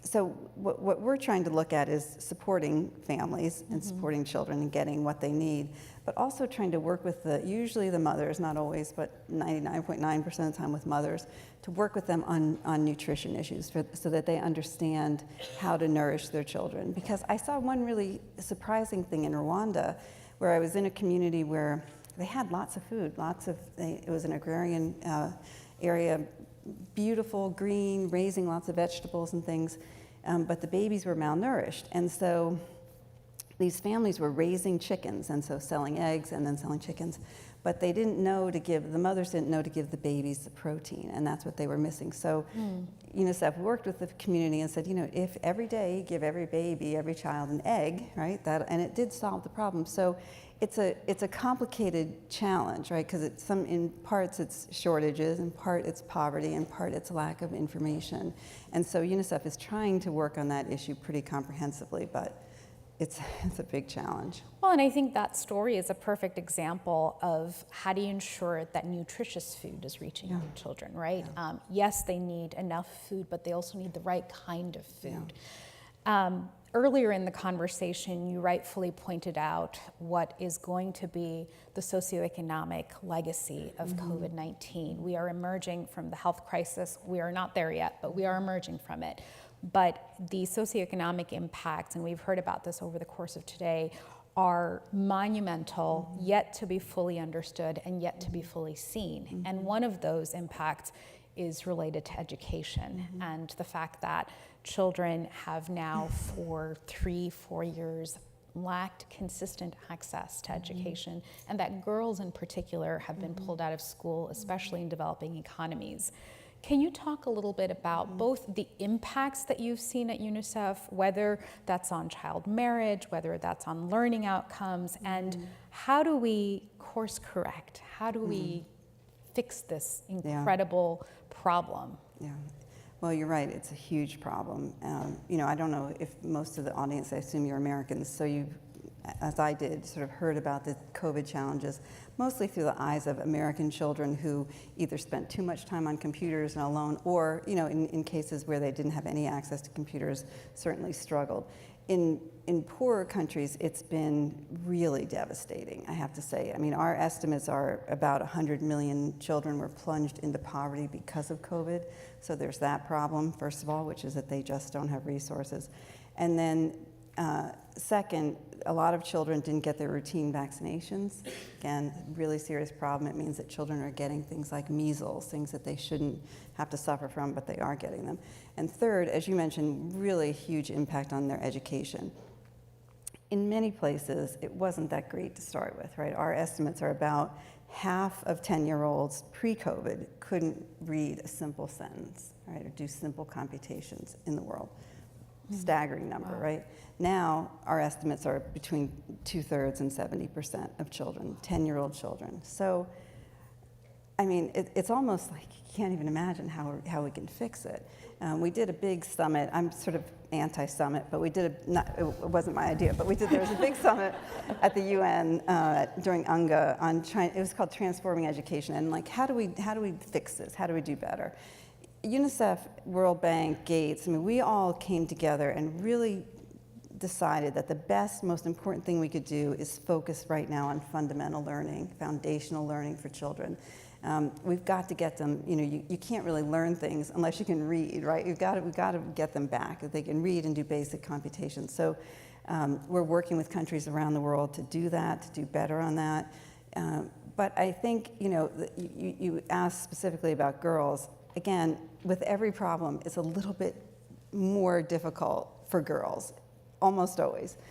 For girls, as you said, a lot of them were pulled out of school because either they weren't going at all anyway, or it wasn't really working for families at all, and either they got sent to work, right, in their communities, or often were married. And I mean, I'm sure you've all seen this, girls marrying young is bad in so many ways. It's bad for their health. It truncates all their opportunities in life. They start to have children earlier. They tend to have children closer together. Because the mother's education has been shortchanged, they're not as likely to educate well their own children.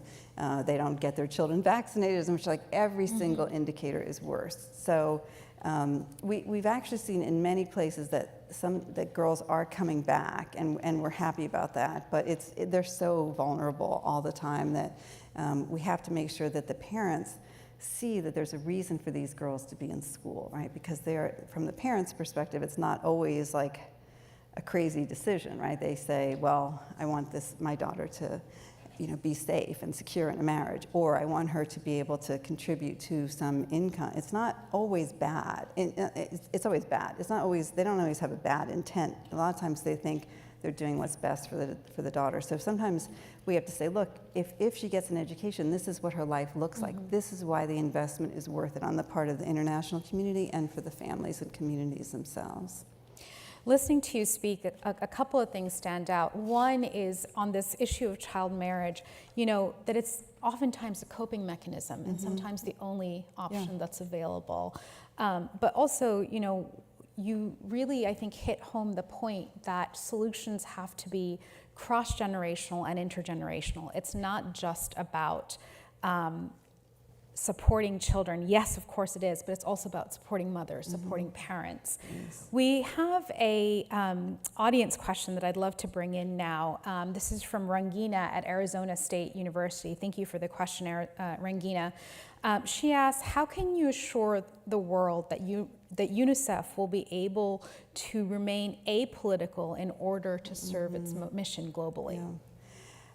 Yeah. It's a good question. It's a question I struggle with sometimes, honestly, because I came into the position as, I had been a U.S. official, and there are some times where I see things and every instinct is to say something about it, to be critical about it. But there are two reasons that I can't do that. One is that UNICEF is, we are a humanitarian organization. We do not take political positions on anything. Our whole mission is to help children, and we have to do that everywhere. And that means a lot of times we deal with people that they may not be our top choice of people to deal with, but we do it always with the interests of children in mind. And if we start to be seen as a political operation in any way, that will jeopardize our work. And second, and this is something I didn't fully appreciate till I got there, is UNICEF has about 20,000 people who work around the world. So those people, a lot of those are what we call national staff, so they're from the countries that they work in. But in some places they can be very vulnerable, and so it's my job to make sure that nothing bad happens to them. So if I pop off because I'm unhappy about what some government is doing, it can make them really vulnerable. They can get arrested, they can be detained, they can be harassed. So I am very mindful of that, but it has taken me a little bit of an adjustment. I'm now what they call, I think, an international civil servant. Right? I'm not there as an American. I'm not there as a political person, and I have to really keep that in mind.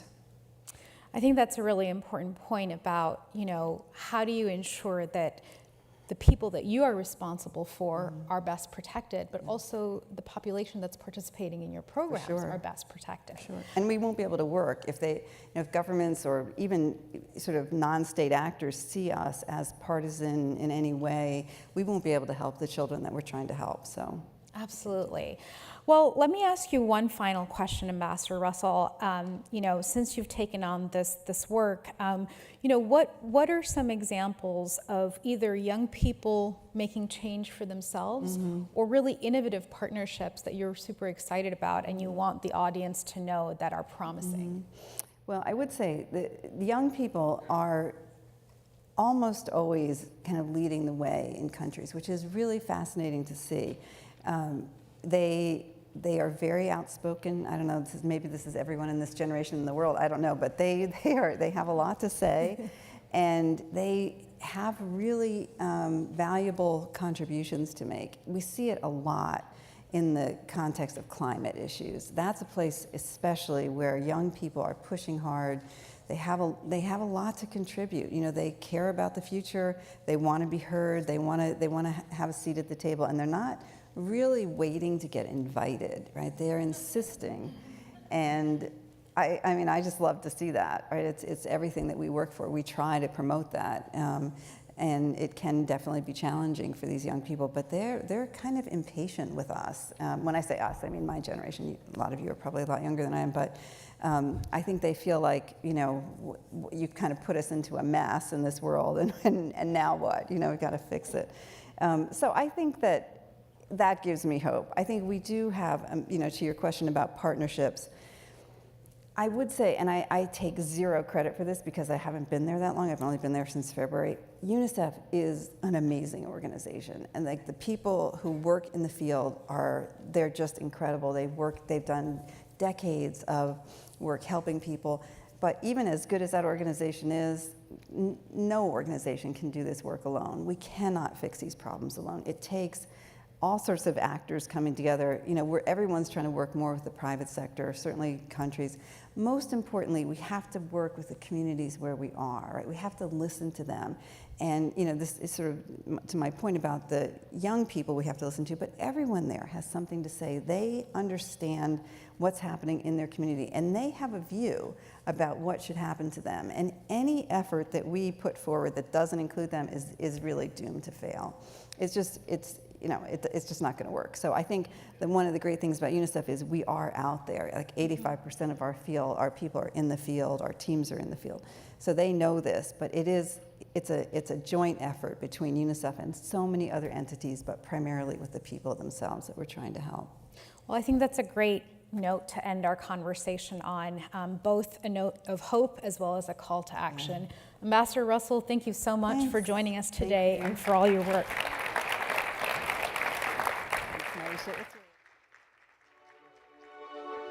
Please welcome Jennifer Pope, the Vice President of Sexual and Reproductive Health, HIV, and TB at PSI, in conversation with Allison Carlson, Managing Director of FP Analytics.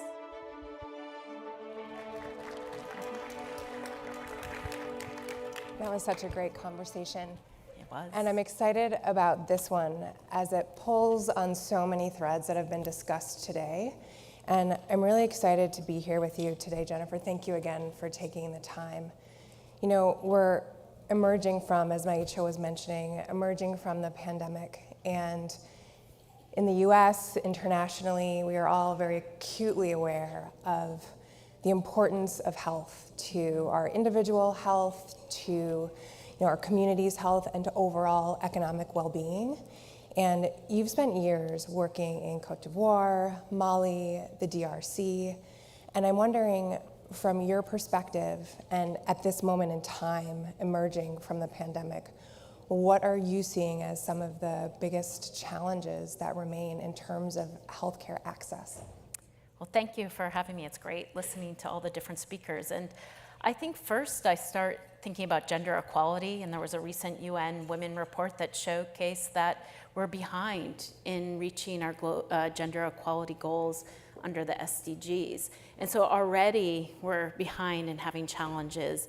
And I think earlier, Ambassador Russell talked about the effects of COVID. I sometimes still feel in the middle of it, even though it's nice to be with people. But we're also seeing the effects of climate change and what that means for food insecurity, for women in particular, as they're very vulnerable, humanitarian crisis where you see increases in violence. And so already as a woman, there's challenges. Yes, women are very resilient, but the things that they're dealing with just in their day-to-day lives is challenging. And then when we think of those challenges within healthcare, we often see that they don't have agency, choice, or voice in what they need within their healthcare options. And even if they are accessing services, we often see that there's huge stigma, particularly in the work that I do in sexual or reproductive health, where they don't actually have full access to comprehensive SRH services. And that's women, let alone adolescents. And it's often, we forget, we are all adolescents, but we also forget that adolescents have sex and that they have needs. And sometimes it's not by choice. And because of that, we often have systems that aren't responsive to her needs, and that's a huge challenge.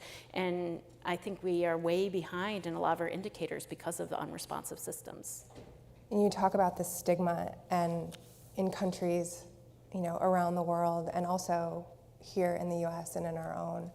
So in that context, and when you think about some of the ways in which you work with communities and with women and with men, how are you working to overcome and address those issues? Yeah, I think for us it starts with her and her own power, which is very relevant for this today. But I think it's starting at, particularly at PSI, we start with the idea of a consumer-powered healthcare, instead of thinking of it in terms of beneficiaries, which we often think about. And how do we elevate or amplify her agency, choice, and voice? And so often in our programming, we've adopted human-centered design approaches. For instance, we're doing an adolescence program called Adolescence 360 in Nigeria and in Ethiopia and a few other countries. And we started really working with adolescent girls and asking them, what are your needs? And we've all here been adolescents, and so you think, maybe I know what's best. I remember back in the day. Thing is not a secret. I have not been an adolescent for a really long time.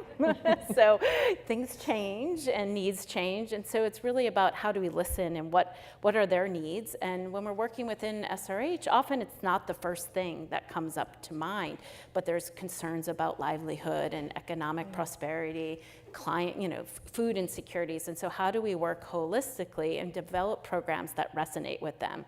But in order to do that, we also need to equip providers, and often they have their own biases. And so how do we address that, particularly when we're thinking about adolescents or maybe rural women or people that might not have as much education, and those biases come in to play. And so I think it's also, how do we better equip providers? And often providers are women. And how do we make sure that they have dignified employment? I think we've often heard about community health workers, and they're often volunteers. That's not very helpful. Women are doing unpaid work all over the place. And so we're already setting them up for failure if we're not paying them properly. And then how do we equip them? And we've been doing a lot of work around empathy-based counseling. So they're better equipped to understand, to better listen to women's needs and adolescents' needs, and then tailor programs based on what her needs are. But this is difficult too, because in communities, we're seeing that there's stigma and gender norms. Power inequity and gender dynamics play out quite a bit. We often talk about male engagement, and yet they only have to engage, whereas women do everything else. And so they play a key role within that. So I think working within communities, then how we can hold them accountable, but the role they can play in holding the health systems accountable. And when you think about that in the places where you're working, in light of so much stress that has also been put on the system and healthcare systems, who are your partners? Who are you working with at the local level to really address some of these systemic issues and make healthcare access more readily available for women? Yeah. I think COVID showed the fragility of the system, but it also created opportunities. And we see that there was a lot of opportunities within self-care, self-managed care. And I think the more we can think about that as a key component to the health system would be really important. How we can better leverage the private sector to deliver on public sector health goals. And then I think thinking about innovations, not only in terms of self-care and ensuring task shifting and sharing in terms of lower level providers, but I think then also how do we leverage technology to not only improve the workforce, but then create better avenues for information for women and girls and people in general. And I think we need to think about how do we build in feedback mechanisms so that we can then understand how we deliver systems that are more responsive to her needs. And measuring impact. Yeah, measuring impact data is really important, getting the right data. I think often we collect some, but we don't always use it, and how best to turn that into action and ensure we're asking questions not only from women, but also men, and understanding holistically how that is. And I think it also comes down to leadership and women's leadership and having more women leaders, empower, and how do you create that, and how do you lift up women and create opportunities for them. Absolutely. And it makes me think too, when you're thinking about those kinds of interventions and in the context of a resource-constrained environment where money is limited, resources are limited, how to prioritize the interventions that will have the highest impact, and how do you measure that and track that so they can be scaled and replicated elsewhere. That's just a thought, and leading into another question. We have a question from the audience that I'd love to take, which is related and dovetails on this a little bit. It's from Holly Hatfield-Rogai. She's at UC Davis. And she asks, what efforts are being made to support HPV vaccinations worldwide? And so how are you addressing those types of issues also with resource constraints?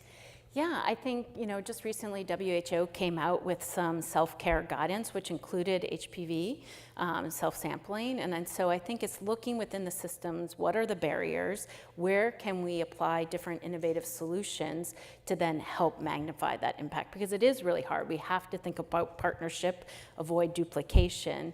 And so I think some of the work that we're doing is really understanding how can you use self-care as a key entry point to work within HPV and broader in terms of cervical cancer, and then what is the support mechanisms around that? And there's certainly great efforts being happening at the global level in terms of an elimination agenda, and then how does that trickle down to countries? I think that's where the collective power of all of us is so powerful in achieving some of these goals, and when we have limited resources as well. Absolutely. And too, when we talk about reproductive healthcare access, this year, needless to say, has been pretty monumental in this country. And earlier this year, seeing the rollback of Roe versus Wade. And there's actually a great article in FP at the time that was just noting that we are now a global outlier and are joining Iran, North Korea, and Russia in rolling back reproductive rights in this country. And I would be remiss not to ask about that. Yes. And also, in light of that, what can the US learn from other countries who are advancing reproductive health care access, even in restrictive environments? Yeah, I think this year, of course, seeing Roe v. Wade, which had always been in my lifetime, now seeing that my own rights are being questioned and that of my daughters and others and friends and family. And I come from a certain level of privilege, so it's less about me being concerned with myself, but more for others. And I find it racist, sexist, classism. And so there's times that I could feel very upset. But then there's hope, and that's where I see hope in the work that we're doing in other countries and the progress that's being made and the brave people that are fighting for our basic human rights. And I think what we can learn is the importance of sharing and grassroots organizations and supporting people, particularly women, and hearing how we can elevate their voices, but then also supporting providers. There's a lot of brave providers out there that are trying to really understand what are the restrictions. And I think even around language, often people will say, well, abortion is illegal. Actually, in most places in the world, safe abortion access is available. It might be highly restrictive, but it's available, and just tweaking that language and then thinking about what are those innovations and what's come about that was not available pre-Roe v. Wade was medication abortion and the ease and task shifting and thinking about that and how we can leverage medical ethics to be able to create opportunities. And so we've seen in very restrictive environments advancements, and I think we can learn from that. And I think we always still have to have hope, because I have faith in us as women and also our advocates and companions, men play a key role as well in that. Thank you so much for your work and really thinking through too and articulating incredibly beautifully how we have a lot to learn from others around the world. And thank you also for being a mentor today and talking with others and establishing those relationships and those partnerships about what we all can do to make a greater impact. So again, thank you for your work and thank you for being with us today. Thank you for having me.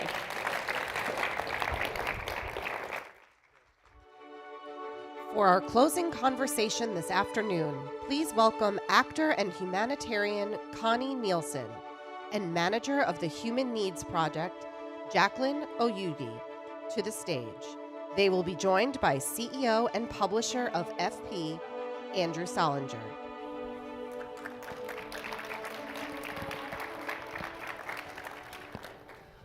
So I am a very lucky person here today to be leading such a fantastic conversation.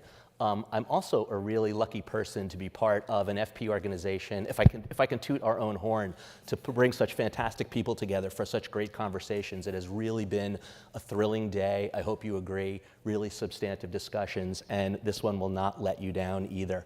I am so pleased to be joined by Connie and Jackie. Welcome, and thank you for joining us. Connie, I don't want to spend a lot of time talking about your career, a fabulous actor. I am not exaggerating when I say Gladiator, one of my favorite movies, the fantastic, iconic role that you play as Hippolyta, as Diana, Wonder Woman's mother in the fantastic movie series. And we could talk about that all day long, but that is not what we're here to talk about, actually. We're here to talk about deeper work that you do, not that that's not deep, and learn more about how someone with your profile and your experience and your ability to project gets involved in a really important and valuable program like the Human Needs Project.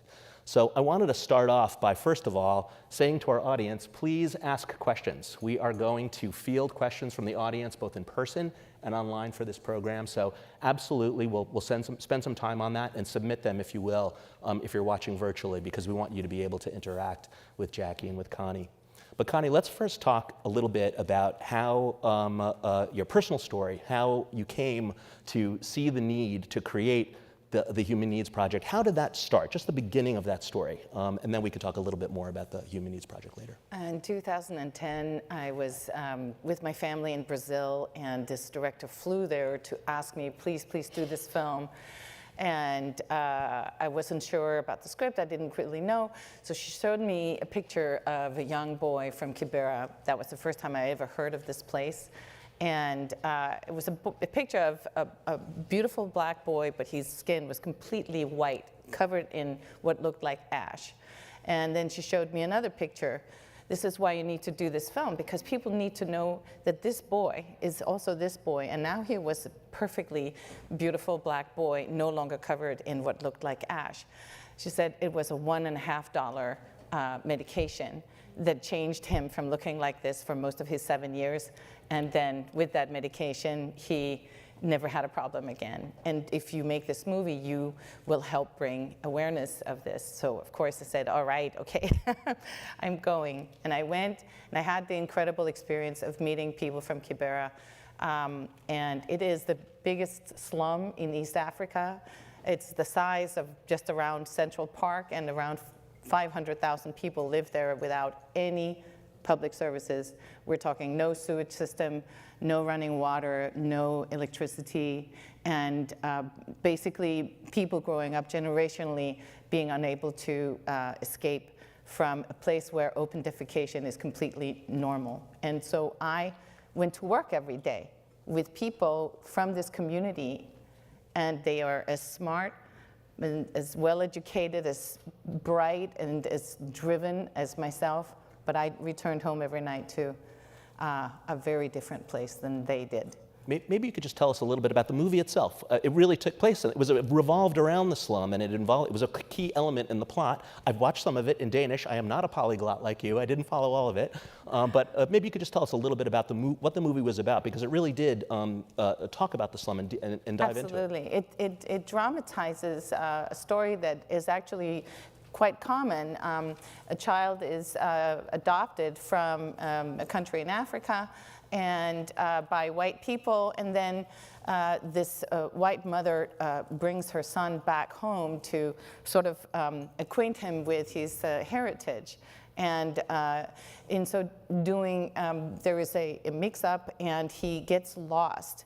And the original title of it is Lost in Africa. And the point of the movie was that this person is parentless, and you see in that boy's experiences in the slum what it's like to be an orphan in the biggest slum of East Africa. And it is shocking because it is also true.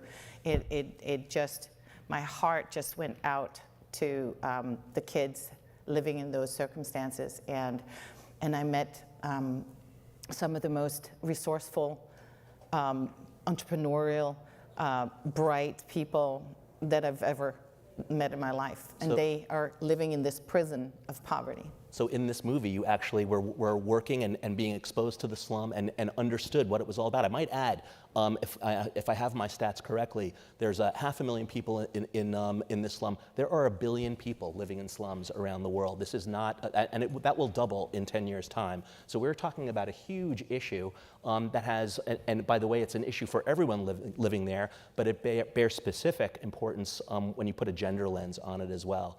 And if we could move over to Jackie right now. Jackie, you were not introduced to the slum via a movie you were shooting there. You were living at Kibera. Maybe you could tell us a little bit about your story, your background, growing up there, and what it was like to live at Kibera. Living in the slum is not easy because you see struggle every day. I was orphaned at the age of 6 years old, and from a family of 8 people. And my elder sister, who was 14 years old by then, had to drop out of school because that was the only choice. She dropped out of school to take care of the 8 of us who were left. And that time, 14 years old, she was in standard 7, like in primary school. Mm-hmm. And she had no education. The only job she could do is sell local brew changa it's called changa, to feeders at least. And because she had no money to pay for our school fees, there was no free education then. She had to knock to churches, NGOs, any help that she could get for us to get into school. And you see, as a woman, she had to forgo her studies and try to look, get education for younger ones, and that is when Catholic Church took us in, and we went through primary school and high school. But after high school, also the program ended, and I wanted to go do nursing or information technology courses, but I couldn't because the program ended, and they say after you're 18 years old, that's it, at least you're old enough, you can do something. And I started doing manual jobs, just helping in shops in Kibera, to be paid $1 a day to help with my sister. And even with that, I was still struggling. I knew one day I want to go to the university, I want to study, I want to be big, I want to get out of Kibera, you know. I started enrolling for programs that enable orphans, children from Kibera who want to go study, and that is when I got these free programs that that enabled me to study information technology for 6 months. But I could walk far away every day, wake up at 6, walk for 2 hours to go and get the education, come back in the evening tired, help my sister sell the local brew or go to the shop to work, get some money. That's it. And that is when, after studying, I met someone from the Human Needs Project. The project was being built like 10 minutes away from my home, where I could see, like right now, I could see the center, I could see the green field. Something is happening here, but what is happening? So there is this person who was working in the community, and he knew me, and he asked, Jackie, would you be interested to work in that project? And it was just a field by then, and which project is that? And he said, there's a project coming here. It will be built, but they want people who are from the community who want to see change. And I said, I'm interested, and that is when I went for an interview in a very big hotel. I've never been there. It's called Norfolk Hotel. I had shoes, mud shoes from, I even told him, can I go and change my shoes, wipe them? And he said, no, you just go like that. And I met Connie and David, they interviewed me. And the question that Connie asked me is, Jackie, are you able to volunteer and teach the women of Kibera computer? The way you're studying, can you give them the same education? And I said, yes. I think that is how I passed the interview. Good answer. Let's, before, this is a great build-up, and we're going to go back to Connie in a second to talk about the concept of the Human Needs Project and how it got built up. But I just want to make sure that we're clear on what life was like at Canberra. Mm-hmm. Tell us a little bit about what, so you're a very ambitious person. You had goals, and you had your sights higher. How common is that desire, that need, that hunger to move up in the world? I mean, this is a massive slum. Prospects are limited. As you mentioned, education, even from the Catholic Church, stops at 18, that's it. Yep. Are you a pioneer in looking for improvement there? Or is this, tell us a little bit about the community and the attitude of people in Canberra. The community, every day people struggle to make a living because there's no, we have electricity, but it's pure, it is poorly connected. We have water services, but even the water that, you're not sure about the water that gets into your jerry can.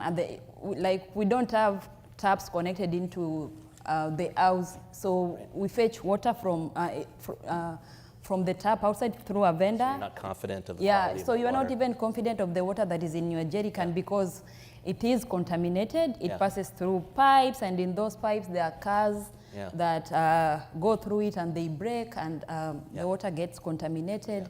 Where there's no electricity, there's obvious insecurity. So as a young woman, as a man growing there, I'm insecure. The boys growing up, maybe what they know is snatching something from you, like, I'm here, I can leave my phone on the table, but I'm afraid when I go back home, I can't do the same because it can be, snatched anytime. Access to education. My sister had to go look for these churches, but other people who don't have access to maybe a church, and they can only take a few people to learn. So this is the kind of life. But as much as, Kibera, we have those challenges, it's a community where I can't see your child going astray, and I don't tell you, I will tell you, I saw your son, it's not a lady's phone, please talk to him. If I see my neighbor's house catching fire, I will help put it out even if she's not there, because if I leave it, the fire will go to my house because the houses are so congested. It's But you do look out for each other. And as you mentioned earlier, everywhere you walk, mud. If you're going to walk a distance, your shoes are going to get mud on them. This is an environment where it's really subsistence, but people bind together. So this is the environment that you grow up in, that you live in, that you're looking to pull yourself out of. Yes. And then you met Connie. And Connie, tell us, what were you building in that field, and how did that come about? You finish your movie, you go back to Marin and New York and Hollywood and all this sort of thing, and this is obviously eating at you. Tell us a little bit about the nugget of how you started the Human Needs Project. Well, there was a group of elders who had come together and met up with me. I had a Sunday off, and so I was asked if I wanted to meet with the locals, and I said, of course I will come. And I was served tea in one of their little homes, and they said, you know, we need a well. We need water. The water is contaminated. We have babies dying every day of this contaminated water. And so out of sheer guilt, I just said, okay, I'll build a well. And then I came back home, and I was sitting in my kitchen at 4 in the morning. I was like wide awake and saying, oh my God, what did I get myself involved with? I have no idea how to do that. And the first thing I did was I typed into Google, how do I build a well in Africa? and you will be surprised, but there was no answer. And it was in 2010, so there should have been one. The more I looked, the more I Googled, the more I realized that in fact wells have a lifespan of around 2 years. Then it turned out, well, not just wells, just about most NGO projects are really short-lived, and they're not sustainable. And I started reading more and more about the problem of NGO stuff. And then the more I was coming back to make scoping studies and asking the community, what do you want? What should it look like? You know, the more I realized that not very many people ask the community, what do they need? What do they want? And so I wanted to find a way to answer all of these problems. And so I came up with a concept together with my good friend David Warner, who is a clean technology constructor. And so we came up with a clean technology solution for infrastructure problems in the slum. We basically have our own wastewater management system to provide, to clean 16,000 gallons of black water from our 19 toilets and 12 showers, warm showers, men's and women's. We have our own solar array.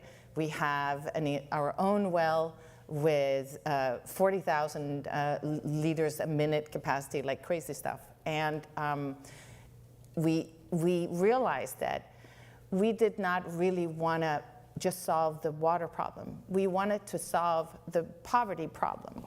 And the poverty problem is really that you need to spend time going to fetch water. You get sick from that water. You need to go time trying to find an IT course that you can afford. You pay 27% for a microloan in interest rates, which is outrageous against the law in America. You have all, it's so expensive to be poor. That is the fact. It's super expensive. They pay more for water than denizens of London. They pay more for doctors than people who live in America.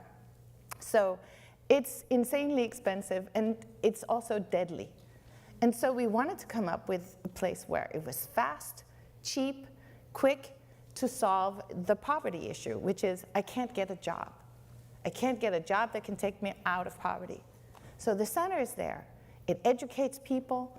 It provides all of the utility issues that they have a problem with. They don't have to spend time on that. It's all in one spot.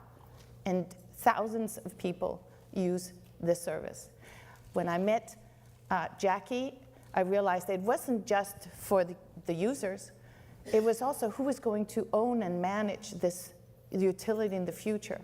And we needed to give them real education. What some of the problems were with NGOs was they just didn't give the managers enough skills. So we made a capacity building program that took 2 years, and we cross-trained them in everything. Everything. They had to learn how to, she had to learn how to do plumbing, how to do electrical, how to do accounting, how to do business management, how to do everything. And she knows how to do that. And they rotate through the center so that they can repair the solar panels as well. How many staff do you have, and tell us a little bit of the makeup of that staff? So she came to the Norfolk, where I was staying, along with hundreds of other young people being bused there to meet with us, because at the time there was no space for us to even meet in Kibera. And I saw an incredibly shy girl who could not make eye contact with me. And so I was asking about her interests. Like every one of them, I asked what their interests were. And I had to look for people from all the different tribes, because just 2 years prior to doing this, 1,500 people had been murdered during election troubles in Kenya, and Kibera was one of the most dangerous places in East Africa at the time. And so there were violence flaring all the time, lynchings. And so I quite literally had to do like a casting of people from all of the environments and making sure that they could work together, and they had to learn to become a team together. We have here today also our former executive director, Nsuki, who did a lot of work. Nsuki, where you sitting? Right there. Nsuki, who did a lot of work on continuing this work. And even for Nsuki, coming from his tribe, it could at times be a little iffy after a certain hour to be there. So it was really important to create this, and this has worked out because, as Jackie will tell you, when we've been through 2 election cycles and nobody has burned down our center. Let's come back to, that's very good news. That shows how important it is to everyone, so you've done a very good job with that. Let's come back to you, Jackie. So how long ago is this, by the way, that you two met? This is 2010, 2012, then we built, and they were part of actually building the center physically, so they know the inner workings of the actual center. And then in 2014, March, we opened. Up and running. So Connie says yes, you get into this process, you become a multi-tool player, plumbing, as well as IT, you're teaching people. Tell us a little bit about your journey since then, since joining the Human Needs Project. After joining the Human Needs Project, we started the rotational shifts, whereby after the 2 years of training, all of us worked in different shifts, whereby today you'll find Jackie in the washroom, helping the women, give them the services, clean. Next week you'll find me in the kitchen, cooking very nice food at our cafeteria. The other week I'll be doing general cleaning of the center. I'll be at the point of sale, receiving customers, money, and all that. So after 2 years of rotational shifts, everyone was able to know about the center, whereby if Jackie is here touring the US, somebody else is doing my job, and they didn't have to hire someone because all of us have gone through the training. And that is when people became specialized in certain departments. With me, with my background in IT, we had a cyber cafe there, and customers will come in, they want me to print, photocopy, do everything, and some of them want to know how to use the computer like me. And it was a small room, about 7 computers. I segmented the room into three computers for the customers, cyber cafe, 3 computers. I started teaching classes, but the interest was getting more. People want classes, I have to serve that customer, I have to sit with this student to teach. And that is when I told, Connie, people want more computers, people want to learn, and I can't do this all by myself, and customers are also complaining that we are not, helping them. And that is when we transform the cyber cafe, make it a K-Hub. So K-Hub is Kibera Hub, whereby anyone from the community can come in, use our Wi-Fi service to Google whatever they want. Then the cyber cafe, we turned it into a classroom that started with 14 students, and later on we went upstairs, build another room. Connie got some investors to build another room, expanded the classrooms, and now with that, I was like, I only have a little knowledge of computer packages, and that is what I give my students. And once they graduate, I give them the certificate. Someone asked Jackie, what next after this? And I was like, this person wants to grow, and with the knowledge I have, this is what I can give them. And through the Human Needs Project, we have, it's called a Professional Development Spirit Fund, whereby any employee who wants to go back to school, go to the university, study what they want, they are being helped. And through that, my dream of going to the university, I applied, went, did my diploma in information technology. What university? Where was the university? It was in Nairobi? It's in Nairobi Institute of Advanced Technology. Great. And then with that, now we are able to expand our classes.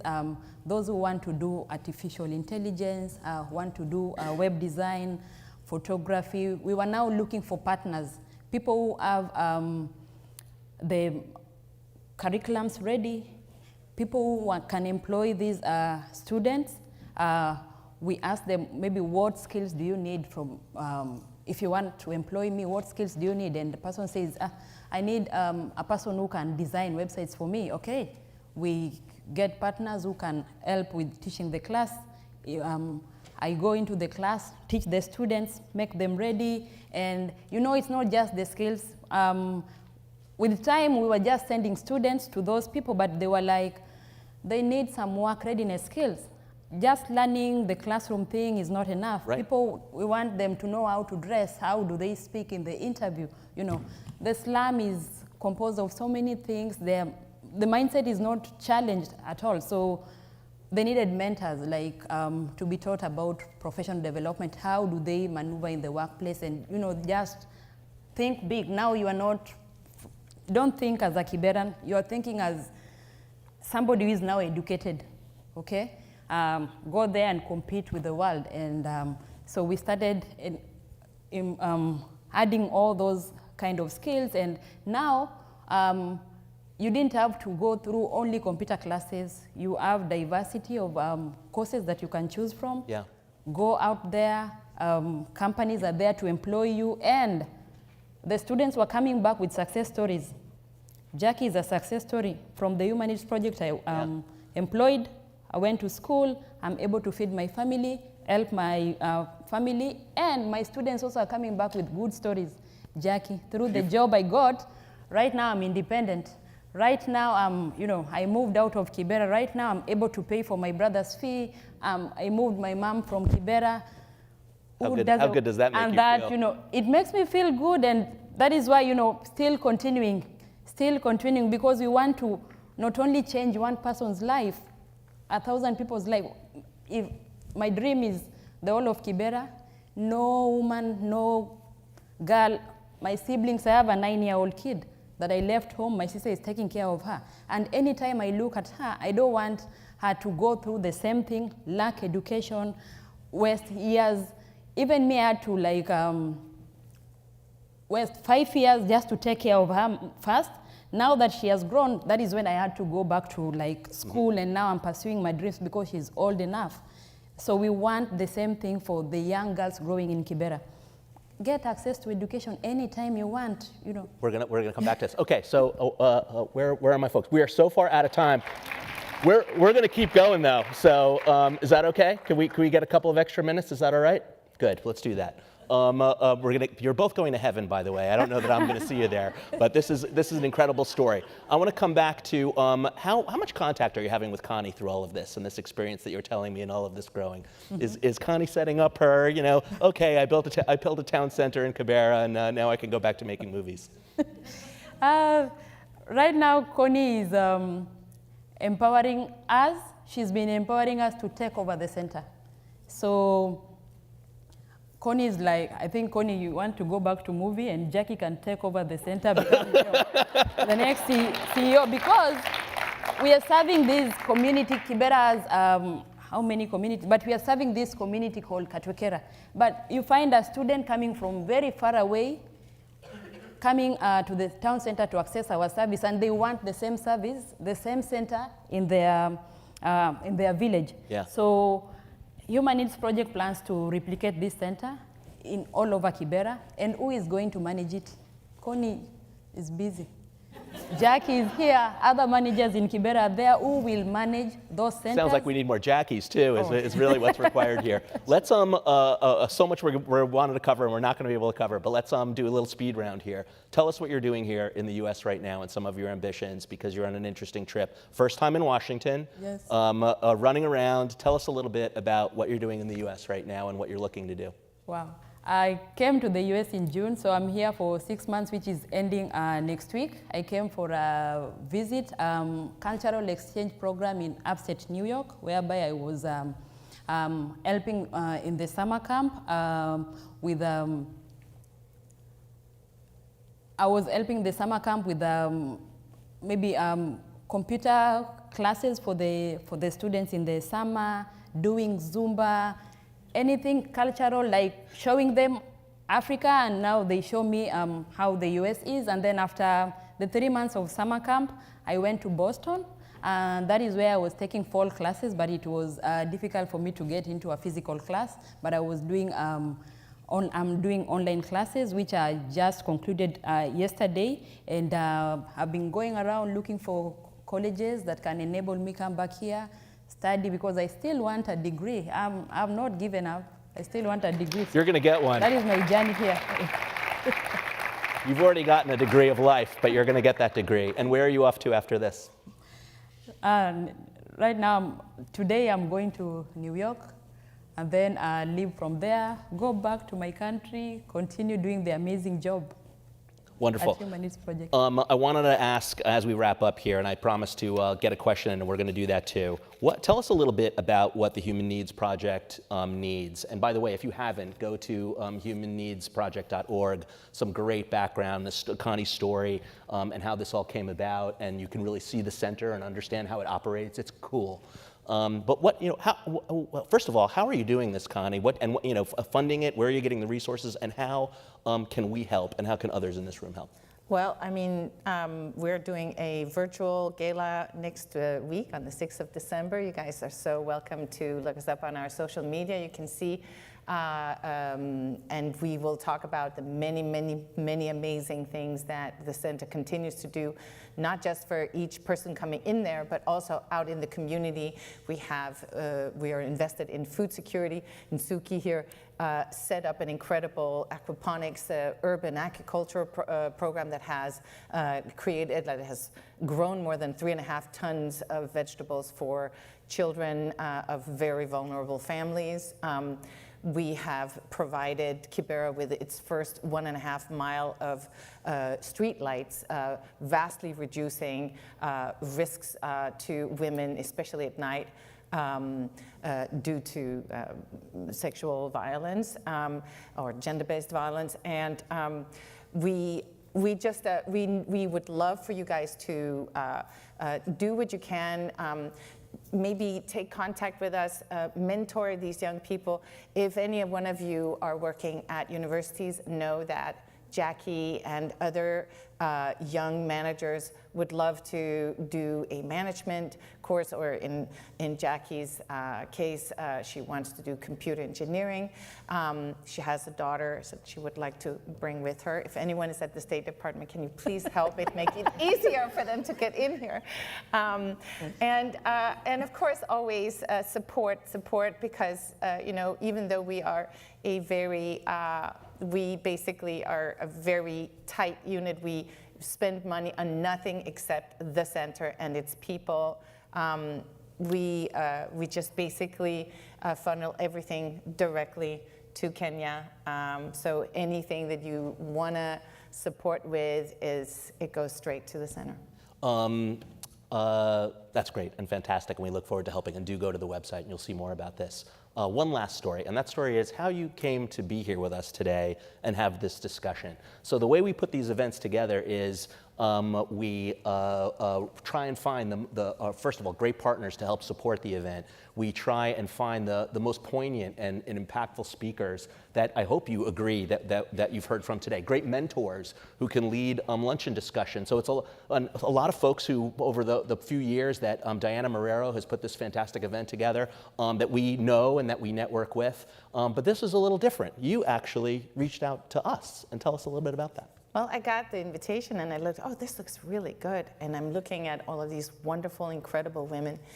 And it occurred to me that there was no one from,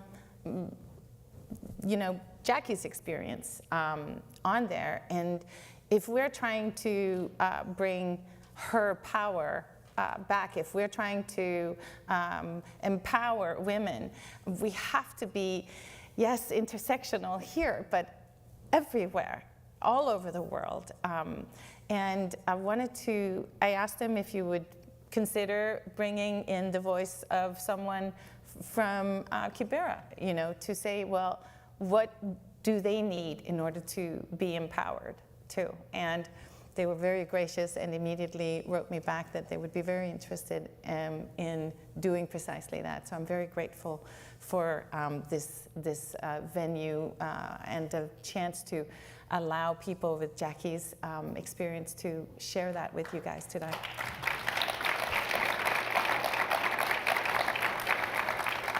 And we're very grateful to you, and I have to commend you and Jackie, because Jackie, you seem like you've come a far way from that young woman who wouldn't make eye contact and was shy and wouldn't speak, and you have, and I mean that in all the nicest ways, you have a fantastic story to tell, and I hope you keep telling it. My understanding is you've never done this kind of panel discussion before. You guys should take that. My advice is take this on the road, because it's very compelling, and there's a real opportunity, I think, for you to do more and get more help. So I just want to ask, before we go, is there a question? There doesn't have to be, but if anyone has a question. One question. Please tell us who you are, where you're from, and there should be a question mark at the end. There is. Hi. This has been wonderful. It's great to meet you both. My name is Mindy Reiser. I live here in Washington, D.C., and I'm vice president of an NGO called Global Peace Services USA. I'm just wondering, in terms of outreach, have you reached out to the many fascinating historically black colleges and universities in the United States? I think the young people there would be fascinating to know the story. I think some of them would want to come and help.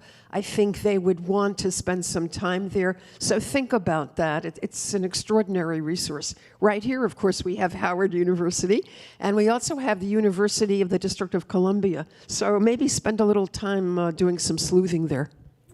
Thank you. So that's a good idea. Answer, have you? No? Thank you. Great idea. We'll do that. Thank you. Wonderful. Okay, that is way more than we have time for. Thank you so much for bearing with us. I really appreciate it. Thank you, Connie. Thank you. Thank you, Jackie. Thank you very much. Thank you.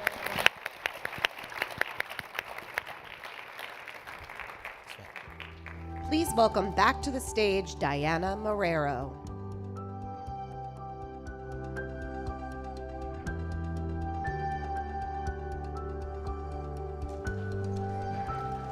Thank you so much, Jackie and Connie and Andrew, for such a fabulous conversation. This is a great way to end the day, so thank you all for being here with us all day and for the reminder that empowering women and empowering just one woman can have such a lasting impact on her community. And so whether you're in the private sector or in civil society or in government, I hope you come away from these conversations inspired, energized, and resolved to fight for gender equality in whatever corner of the world you're coming from. And so today we've heard from leaders across many sectors, advocates, and people on the ground who are doing incredible work. Tomorrow, I hope you take what you've learned and here at Her Power and apply it to your work, share it with your networks, connect with each other, and take action. So on behalf of Foreign Policy Magazine, thank you all for participating today. I also want to take a moment to thank our partners who made this possible, the Gates Foundation, AARP, Chemonics, PSI, and Global Citizen. If you missed any part of the conversation today, we have recorded these segments and we'll post them shortly on our website on foreignpolicy.com/events. And don't forget to keep the conversation going using the hashtag FPHerPower. We also want to hear from you, so we'll be following up shortly via email with a short survey. We hope you can fill it out. We will be asking you how we can improve our programming, how to understand or better understand how you're engaging with FP, and how we can serve you better. So please do take a moment to fill that out. And if you're not already an FP subscriber, I really have to ask you to please consider becoming one. Our subscribers really are the fuel that fuels our journalism, that makes a lot of these programs happen along with our partners. So you'll see on our screens just a little shout out to a discount code that you can take advantage of if you attended or registered for the summit. We are extending a discount using the code HerPower, one word, at foreignpolicy.com/subscribe. And so we'll include this in our follow-up email shortly. I'm also happy to share that Foreign Policy has 3 exciting programs yet before the end of the year, and we invite you to join us online or in person. Next week, on December 7th, we're hosting a virtual dialogue on the future of conservation, where we'll explore balancing the need between industrialization and preservation on the African continent specifically. And then on December 12th, we are also hosting another virtual dialogue on the rise of authoritarianism and the future of democracy, and particularly the ongoing threats to liberal democracy in Europe. And then finally, last but not least, on December 14th, FP will host its 4th annual Food Plus Summit. Against the backdrop of the ongoing global food crisis, experts from the EU Commissioner of Agriculture to Ambassador Linda Thomas-Greenfield, Cindy McCain, they'll examine how to effectively mobilize global resources to stem the current crisis. So I hope you're able to join us for some of that programming. And please feel free to stay with us now, network with each other, enjoy meeting each other. But before you turn your attention away from the stage, I want to leave you with a very short 3-minute video featuring powerful words from feminist advocates from around the world who are involved with Generation Equality and the Generation Equality Forum. They're urging you to get involved and take action to ensure a more equitable world for everyone, women and men.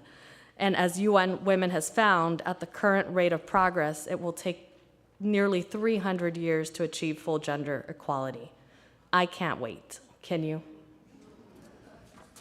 Hello, leaders, changemakers, and friends. I'm Sabrina Dore Elba, and it is my distinct pleasure to add my voice to the 2022 Her Power Summit. Thank you to Foreign Policy Magazine for this opportunity. Global Citizen is an organization committed to seeing the elimination of extreme poverty within our lifetimes, and the realization of equality for women and girls in all aspects of life is core to that mission. I've seen it myself as a Goodwill Ambassador for EFAD. When you empower women, smallholder farmers with knowledge of their protection of their rights and ensure access to financial resources and services and opportunity, they lift themselves and their communities out of poverty, and they help feed the world. It's clear that on the current course, SDG 5, achieve gender equality, and the empowerment of all women and girls is out of reach. Transformative investments in women and girls is so obviously the right thing to do, and the smart thing to do if we want to end extreme poverty. So what are we waiting for? Generation equality can be a reality if we take action now. The GEF Action Coalitions are already leading the way with the roadmap for change and the energy and commitment to make it happen. But don't take my word for it. Let's hear it from them now. Generation Equality is the world's leading initiative to build multi-stakeholder coalitions on key gender equality issue areas. Convened by UN Women, it was created in recognition of the need to kickstart a new global agenda for gender equality and to revitalize and reconnect the many movements that power progress. We ask world leaders to always put gender on every agenda. We ask that the realities, experiences of young women, young girls, and adolescents at the grassroots level are brought into the decision-making spaces. As Femnet, we continue to call for, firstly, alternative macroeconomic models that are centered on equity, justice, and inclusion. Secondly, inclusive economies that recognize and address the multiple and intersecting forms of discrimination which are faced by women and girls. Young people are leaders in our own rights, and it is important that we put power back into the hands of women and girls in order to build a future that is equitable, inclusive, and embraces the dignity of each and every individual. We believe that bodily autonomy and SRHR are fundamental to gender equality. We cannot have choices, decision-making, and autonomy over our lives if we do not have choices, autonomy, and decision-making over our bodies. We should ensure that all laws, policies, and practices make way for feminist leadership in all its diversity, in every institution and in every community. Start a conversation about these issues and be sure to talk in a way that allows everyone to feel included. ask for data that includes all forms of gender-based violence, regardless of the sexual orientation or gender identity of survivors. Together, we are rethinking and transforming our systems, our approaches, our collaborative power, our resourcing, and so much more. Join us and support feminist movements and help build the feminist tech infrastructure of tomorrow. Take actions. We need action. Thank you.